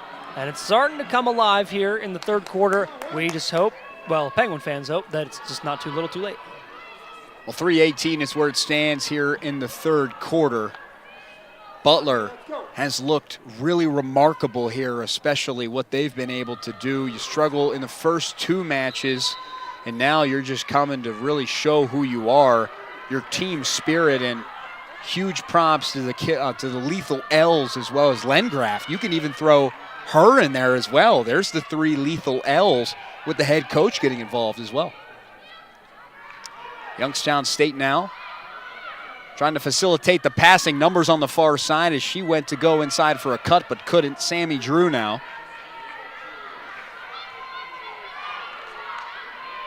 Nowhere to go. Jenna Cook's lane is cut off. Back inside, a nice little scoop pass. Sammy Drew tried to put herself in an open position and thought now she had it, here's but the nothing lane. there. You could see right inside there were 2 players for Youngstown State that were wide open, but just couldn't find them early enough. Here's Nice to the one to move. the far side, yes. Just closing off those lanes, like you said, John. I mean, YSU makes a nice move, but it's closed off quickly as Butler's going to get a cause turnover again. Well, you saw Sammy Drew try and get it. Youngstown State with the passing. They're doing that a lot, and there's been some errors when they've been trying to get it to one another, and Butler has just been there to scoop up the ground balls, and they've led that margin.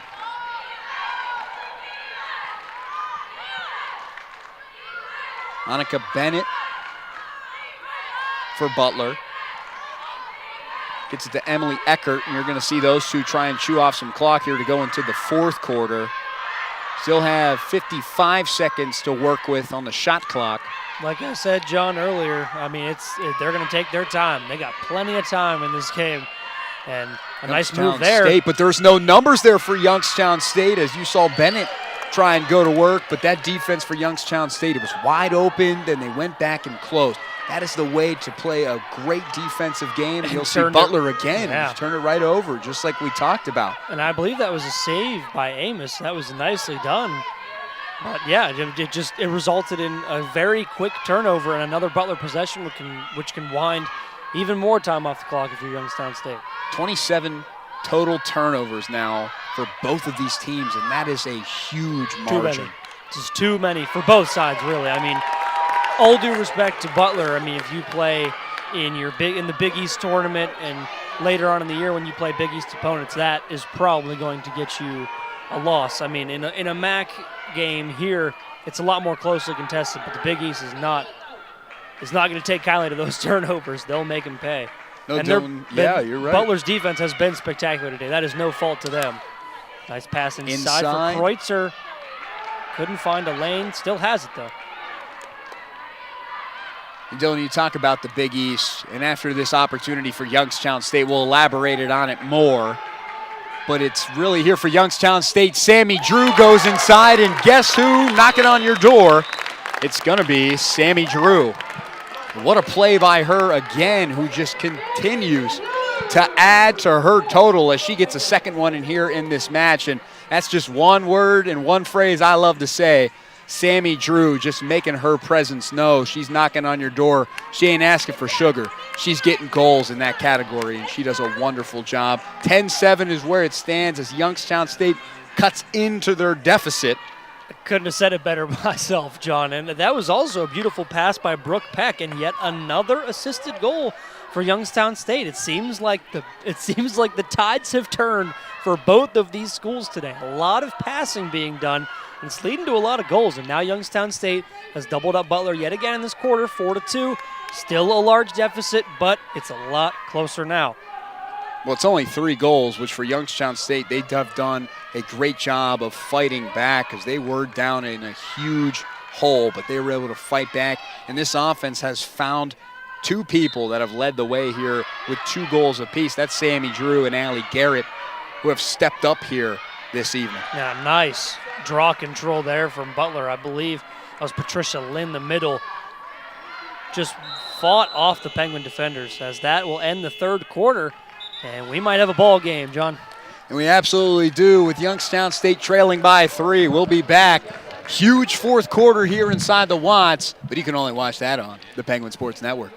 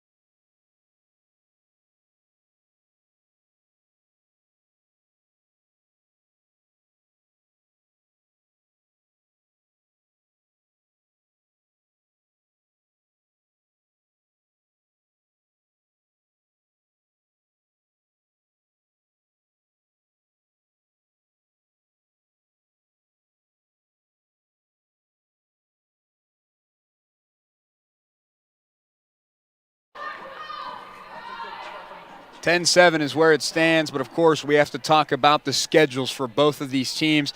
And when you look at Butler, especially on their schedule category, they'll stay in the MAC as they go on the road against Akron University at 12 p.m. this Sunday, which will premiere on the Zips digital network. And they'll return home to Indianapolis against Eastern Michigan at 3 p.m. March 7th, of course, with the Big East Conference's partnership with Flow Sports. Then again, Lindenwood on March 16th on the road at 1 p.m. in St. Charles, Missouri, and they begin Big East Conference play against Marquette at 1 p.m. Now for Youngstown State, they'll have a 3-road stint as they round out their 5-game home slate. They'll play against Wofford on Monday, March 3rd at 4 p.m. in Spartanburg, South Carolina. Gardner-Webb on March 6th at 3 p.m., followed by Radford on March 8th at 12 p.m. And how about that? Just a little bit of road tilt against Akron. They'll be at home for that match as they begin MAC play here on YouTube. That game's March 16th at 12 p.m. And they've had a heck of a homestand, John, to start off the season. 5 straight home games for YSU.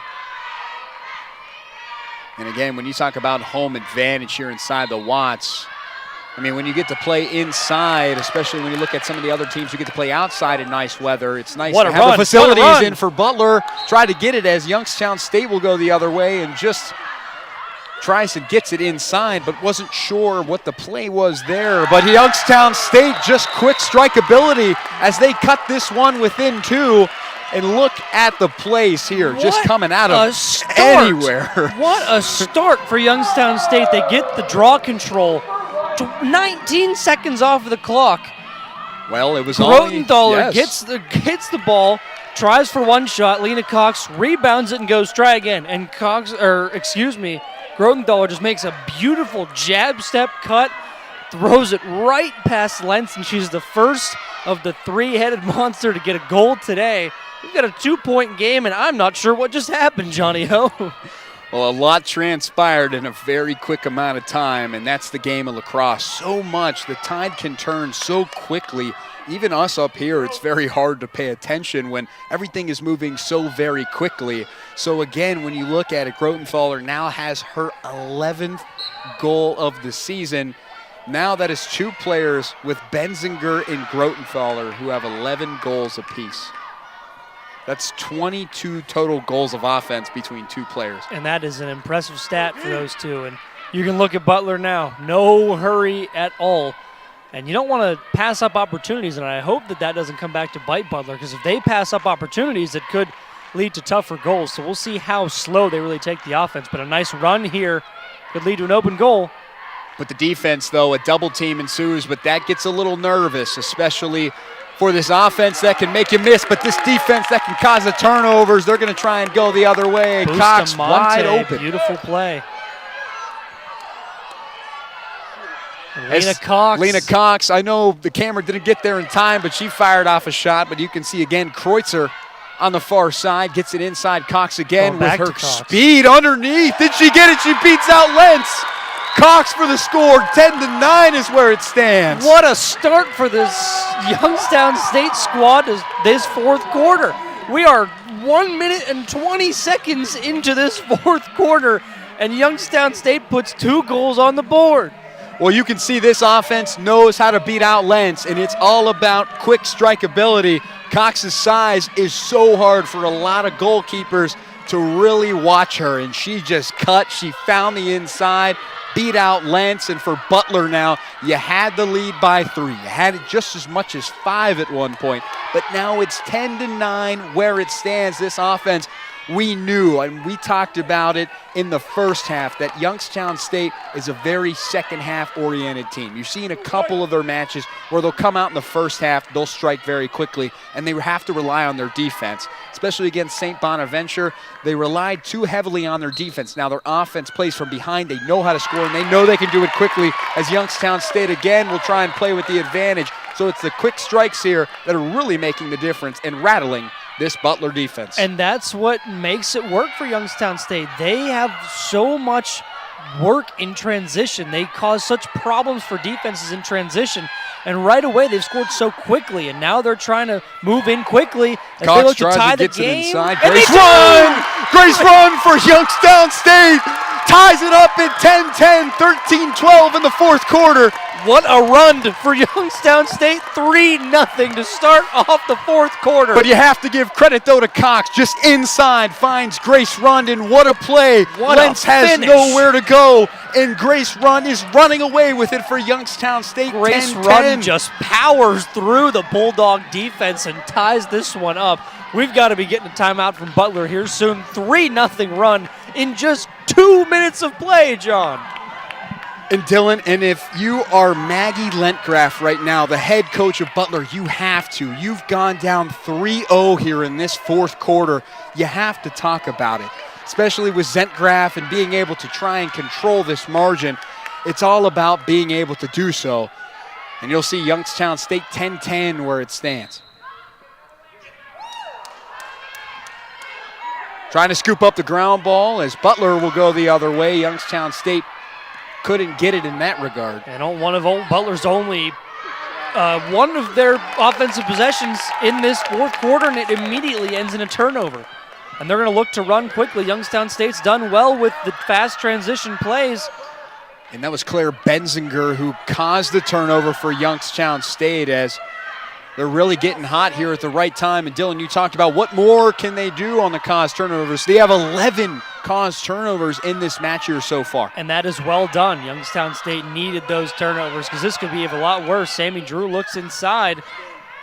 That one's far off the mark. And that was Benzinger trying a long-range sidearm there, looking like Aaron Rodgers out there. It was a solid shot. 19 turnovers for Butler, and that is a number that could come back to bite them, John. Now we've got a tie ball game here as Youngstown State looks to take their first lead, I believe, since 2-1. Sammy Drew tries and gets it inside, but you saw really Lentz there make a play on it, but it will still be retained here for Youngstown State. 30 seconds on the shot clock. They've got time. We'll see what they can do with that time. On the far side, looking for any Penguin to open up. Rund is open, though. You'll see Jenna Cook against the numbers. We'll see if she can find somebody open. Not there. Only 13 seconds left on the shot clock. We'll see if Benzinger just tries a long-range shot. A little bit too much, but Cox will retain it. You're going to see here Benzinger. Cox has 2 defenders to beat out. Watch here, shot clock's going to expire. She has to get something off, and she does. Does it count? But does it? They're going to try and see if it did count, and it did. They get it off with 1 second on the shot clock. Youngstown State, they take the lead here 11-10. What a fourth quarter play just on the far side, and you can see her right there on your screen, Brooke Peck. Another one of those three-headed monster. I believe that is her double-digit goal of the year. I think that might be 10 for her. And now all three of those three spectacular athletes between Grothendollar, Peck, and Benzinger, all double digits now. And what a way to do it, to get them back in the lead. 4-0 run in just 3.5 minutes, 3.5 minutes of play, and Youngstown State is on fire right now. Don't let the Gwins get hot, John. Well, you want to talk about... And another assist for Cox. Have to mention that. Yes, you absolutely do, because she has a hat trick in the assist category. She has 3 now in this match, and it's really just her helping her team get open. I mean, that's where it's been, especially for her. And when you look at it now, when you add it up, that's what really makes the difference. It's been spectacular. That's now her 5th assist on the year, and a great season of play. More than 5 assists. 8. Yeah, I had to do the math a little bit because it doesn't update. So 5 coming into this matchup. Now 8 on this season. Beautifully done by her. And again, just flipping the script for these two squads. 1 assist for Butler coming into this matchup, and not many more for Youngstown State, and now a plethora of assists for both sides in this game. Yeah, Dylan, you're absolutely right. Look at that. 6-5 is where it stands. 11 total assists. Youngstown State, they were down in that category. At one point, they only had 1. Uncharacteristic, John. Absolutely. Very uncharacteristic of both of these squads, but the passing game has worked.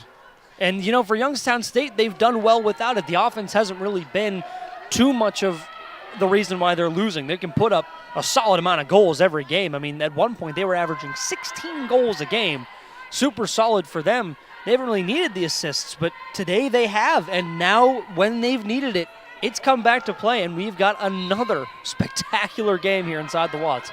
I mean, when Youngstown State comes into the game with 42 unassisted goals, you wouldn't really think that this would be an assist-heavy game here today. But, again, it's all about rewriting your script and really showing something that teams don't really look at on film. Butler here trying to even this one up for the equalizer as she gets it inside, but that's off the mark. Play by Amos. That just went directly into her stick, and now a huge opportunity.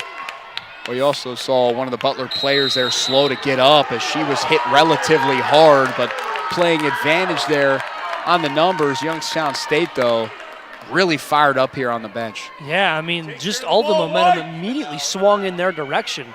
5 minutes gone in this fourth quarter, or less than 5 minutes gone, and already 4 goals on the board and looking to make it more. I mean, just what a turnaround. If you saw the halftime score and you told me the Youngstown State would be leading with possession early in the fourth quarter, I'd have called you crazy. But now we've got 11 on 11 as Butler got their yellow card. So now both teams a woman down. Well, even if we are a little bit crazy, it's okay to get a little nuts here sometimes. But you can see for Youngstown State, they've just trying to get a little bit more offense here, and they finally come alive here in the fourth quarter as they try and add another one, but that did not count. That was really high as Lentz will make the save. I believe that Lentz caught that off the bounce, and that was a nice play by her. That could have been another huge momentum shift for Youngstown State, but instead that one just parades over the net, and Butler has a chance to equalize this one yet again. And again, just Lentz, who adds another save to her total, trying to keep this really game the way it is. They don't want Youngstown State to score another goal. Absolutely not. And for Youngstown State, you've just got to, I mean, your defense has been playing well in this quarter, knock on wood, of course, for the Gwins, but yeah, you don't want to announce or jinx that absolutely, one. I've done that quite a bit teams, today, yes. Apparently. So, yeah, I mean, if you're the Gwins, I mean, the turnovers have been good. I think that if you can continue the solid defensive play, that's going to win you this game. And that one sails out, and that's going to be a turnover, and it'll go back to Youngstown State. That one was unforced, and we've seen that a lot today from Butler, John. Yeah, you also see for Butler, they're going with a different lineup as well. They usually have Chloe Hall in the mix. She's not really in there at this time, but they really put it in Bennett, who's a key role player, especially in the midfield. But for Youngstown State, they have Lena Cox. Lena Cox in fast break opportunities, John. She is so dangerous. Makes you a little bit nervous, especially if you're a fan of the Bulldogs here, and she just knows where to go. And here's the inside by Benzinger. Nice move, though, by her. The defense, though, rattled just a little bit as Lynn was in there. That was Actually, right. That was right. Yeah, beautiful play to stop Benzinger from getting a run to the And that one it is, and there it is for Youngstown State as they go up again, and that is Brooke Peck. Number yet 11 again. for number 29. She gives the Penguins a 2-point advantage. What an insane fourth quarter for Youngstown State, John. Well, there's the triple 11s, but of course we'll be back here to talk about it more when we return here on the Penguin Sports Network.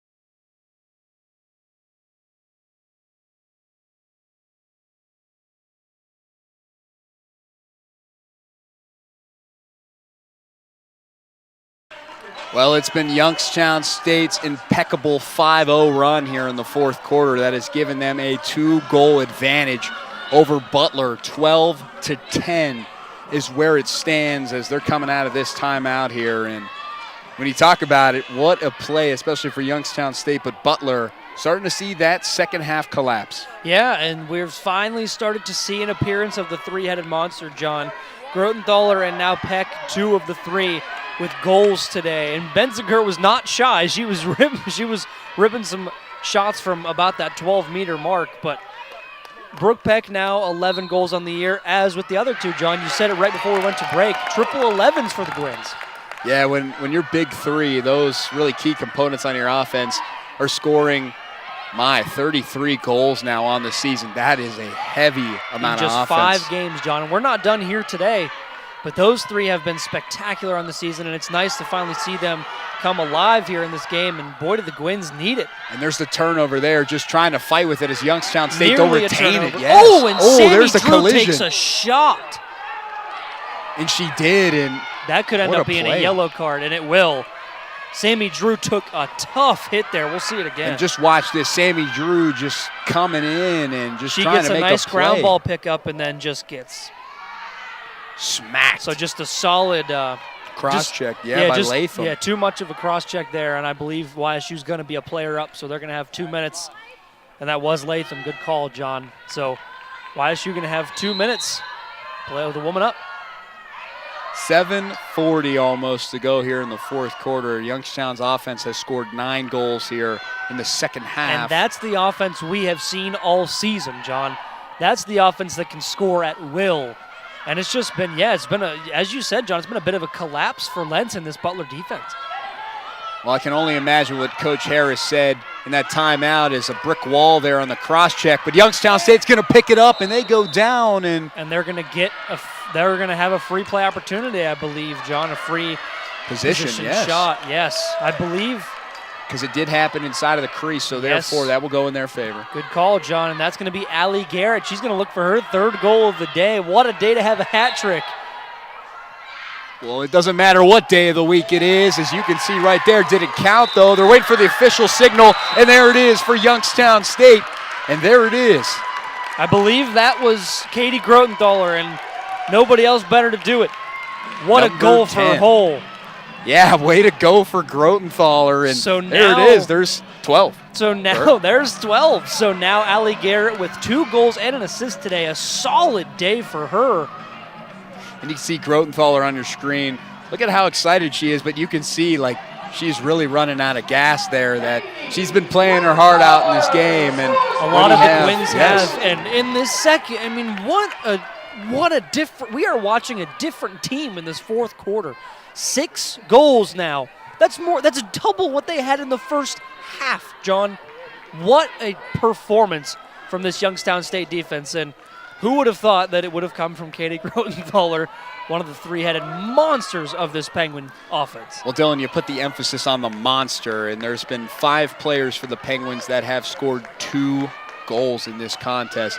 And it's all about those players stepping up, and they have done that. Especially you rely on your 3-headed monster. It's sort of like that bait and switch kind of thing where you allow some of your players to get in there, ones that don't really have that much time to score, and then allow your key components to go in there, go to work. Let me clock out. You go work for me. I'll go back to work here. 13-10, 7-13 in the fourth. Absolutely, John. It's a great point. You know, you have these under-the-radar players scoring goals. Butler defense has to spread out and cover all of them.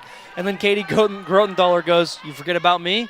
Puts 2 goals on the board early and now leads the Gwynns in goals right now, John. 12 on the season. I mean, when you have an offensive player at that capacity, at that level of quick and efficient, really scoring, I mean, there is no reason to think that she wouldn't lead the team in goals. I mean, when these players now, we talked about 33, now it's 34 combined. So an interesting thing here, John. It looked like a foul happened on that shot. So they left, so Youngstown State will have possession and will still be a player up. So Butler will not be full strength still, John. Another opportunity for Youngstown State to put a point on the board with 7 minutes to go in the fourth. Well, if Youngstown State goes up by 4 here, this will be the biggest margin that they will have had here, and that's Sammy Drew, and that's off the numbers. But it looks like Youngstown State will still retain it as Cox was there trying to beat out the defender on the far side, and that's dangerous for Butler as too many defenders went to attend to Cox. There. And that's what you do. You have people you have to regard for their scores, and Cox draws a lot of attention as well. Here it is, Grotenthaler to the far side. Rund trying to draw the defense off. That was high and inside. Kreutzer for Youngstown State puts it to 4. And was that Rund on that pass? That was a beautiful find in the midfield. And we have ourselves a game here. Watch Run. Spin move just behind, beats out the defenders. And a nice run by Kreutzer. Serving it up the Youngstown State University way. And there it is, 14-10. Biggest margin for Youngstown State in this contest. This offense coming to life here. I am at a loss for words. 7-0 in this fourth quarter. What a quarter for Youngstown State. They have been spectacular, doing exactly what they needed to do. And the assist numbers, John. What a day in the assist category for Youngstown State. Over half of their goals assisted on now. Uncharacteristic of the Gwynns, half of their goals exactly. But either way, uncharacteristic of the Gwynns. They have a lot of unassisted goals. They get a lot of free possession opportunities. Haven't needed them today. They've been scoring at will in this fourth quarter. I shouldn't say today. I should say in this fourth quarter, they haven't needed the free possessions. They have been scoring at will, finding every lane they can. And you know, we could have probably expected this. They had in the first half, they had 12 shots on goal. Lentz was just on an absolute heater in that first half, had 9 saves. It's just kind of caught up with her now. Youngstown State has been accurate all day. Now they're just finding the net. I mean, especially for Lentz, there's been 33 shots that have been fired off by Youngstown State.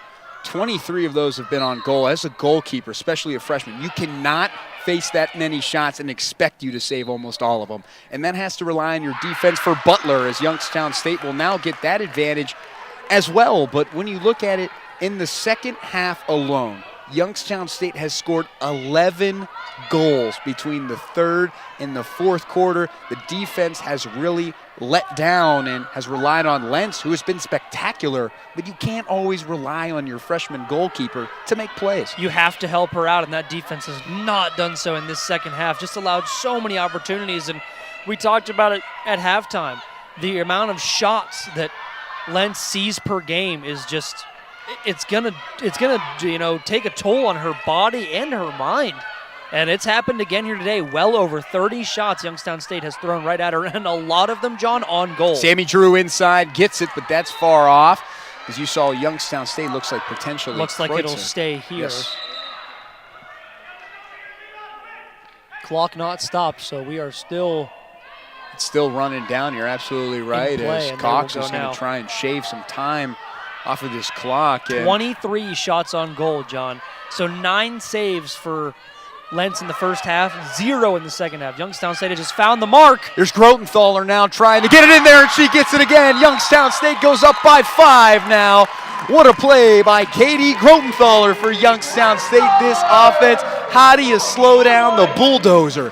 Well, you can't. And there it is for Cox. Yet another assist there by Sammy Drew. Really, that double assist there just inside Grotenthaler. So hard to stop. I love a good pass to assist, John. There's always love for the person that finds the assister. But yes, Sammy Drew, another great pass, and have a quarter, Mrs. Grotenthaler. 3 goals. And that was, I believe, on assist. That was a nice run by her.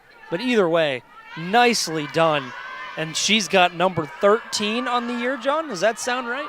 I mean, lucky 13. I mean, for some people, that's the number to look out for. And 15-10, this offense just continues to pile on the numbers. 12 goals now in just the second half alone. That is unheard of, especially when you talk about stable offense. When you look at some of the top teams in the nation, you look at Northwestern, you look at Boston College, Clemson, who's 4-0. They all have an offense who can strike every single quarter. For Youngstown State, they feel comfortable in the second quarter here today. Yeah, it's second half. Yes, John. Yes, absolutely. Absolutely. Yes. Excuse me. There is no doubt about it. They have found their rhythm, and they are hitting it in full stride. Just a perfect quarter for Youngstown State. And another save for Youngstown State. That might have been off the cage, actually. But either way, great quarter for Youngstown State. They've done everything they've needed to. They've found the back of the net. They've found what works, passing the ball well. It's 8 goals in a quarter. We have seen this team put up 19 points in a game this season. They've put up great numbers all year.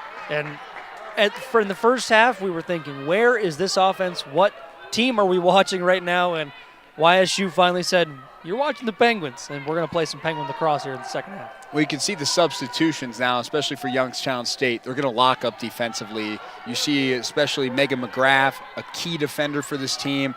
A lot of other players on the defensive side. You're going to put a lot more of your midfielders and your defenders in because you're going to lock this game up and put it to bed. Yeah, no need to score any more goals. I mean, if you have the opportunity, absolutely take it. But Youngstown State, really no reason to score any other goals if they don't have to. I mean, if they can just hold off Butler from scoring anything, this game is over.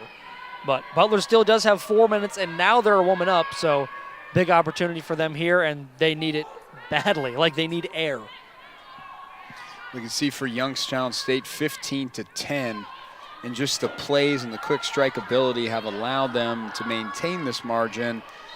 And again, a yellow card will be called on Youngstown State. Mackenzie Flanagan, as they'll have a power play now for Butler to try and get back in the offensive scoring category here in the fourth. Yeah, and just as you said, John, just a collapse from Butler as a whole in this fourth quarter. No offense and no defense on either side. This is the most goals, ties the most goals in a single quarter in program history. So one more goal, and we would have the most goals scored in program history in a quarter. And you got to give credit to this offense for Youngstown State. One that can strike fast, but, and again, just a lot of players here for Butler just trying to take shots. And another turnover there for Butler. That is what that'll end up being. A shot was wide by Emma Palmer, who again, really just starting to chuck up shots here. I mean, that's all you can do now. It's desperation time, down 5 goals with 3 minutes to go. And 24 shots on goal for Youngstown State. And it's been they've finally found the rhythm, the pattern that works in this game. They had 12 in the first half, and 3 went in. They've got 12 in the second half, 12 have went in. Not a single save in the second half for Lentz, who had a spectacular first half, John. Dylan, you're absolutely right. And for Youngstown State, if they're able to beat Butler here today, this would be really a time where they're able to beat them. Last win against them was February 12th, 19-18 here inside the Watts. Here today, we talked about the series was tied a little bit, back and forth, but now for Youngstown State, they're looking to pull off this win, especially against a team in one of those Power 5 conferences. But when you look at Butler and their schedule, it gets so gruesome. It's grueling, especially when you have to play Denver, who is favored to win the conference. This season, I know they're having issues because they're facing some of the top 25 teams in the nation. Now you have to face UConn, who is now number 23 now in the nation, who is 3-2, beat some really great opponents. Then you have to go against Villanova and Georgetown, as well as Marquette, who are very good. So you could potentially drop a handful of games that would really help your schedule or maybe hinder you. But again, it's just Butler has really in a conference that is a very tough place to play. And here against Youngstown, you'll see the defense has really just played that role, and they're trying to do as much as they can here. Yeah, and there's no better way to improve than to play the best. But it is certainly hard to get there because it is a tough day so far for Butler, and it's only going to get tough quarter, I should say, for Butler, and it's only going to get tougher, as you said, John. And it's hard to imagine that Denver doesn't end up the year ranked. I mean, Denver is one of the better-known lacrosse schools. They'll be up there when it comes to the end of the year. And as you said, UConn having a spectacular year and just making the Big East well-known in lacrosse world. And it's going to get tough for Butler, but that's how you get better. And as you mentioned, John, Butler has not had a lot of winning seasons as of late. So another tough year possibly on the horizon for them, but that's how they get better, that's how they improve, and we'll see if it improves at all here today. But Youngstown State has just flashed in this fourth quarter, and they're looking to continue right now. 3:05 to go in this game. Yeah, Dylan, you're absolutely right, but I know you and we talk about the Big East Conference. We had the opportunity to talk to Vince Nicastro at the beginning of the year, and he talked about the addition of lacrosse, the addition of UConn, and how a lot of teams that are in the national rankings, especially in women's lacrosse, helps the conference a lot, especially in that aspect. And it also puts some lights, especially with their new TV deals and Flow Sports and all of that as well. So a lot of spotlight for a lot of these young players on these teams in the Big East. Yeah, you think about conference prestige. I mean, when you have a ranked team in your conference, that just immediately makes the rest of you that makes you look better, that makes your competition look better.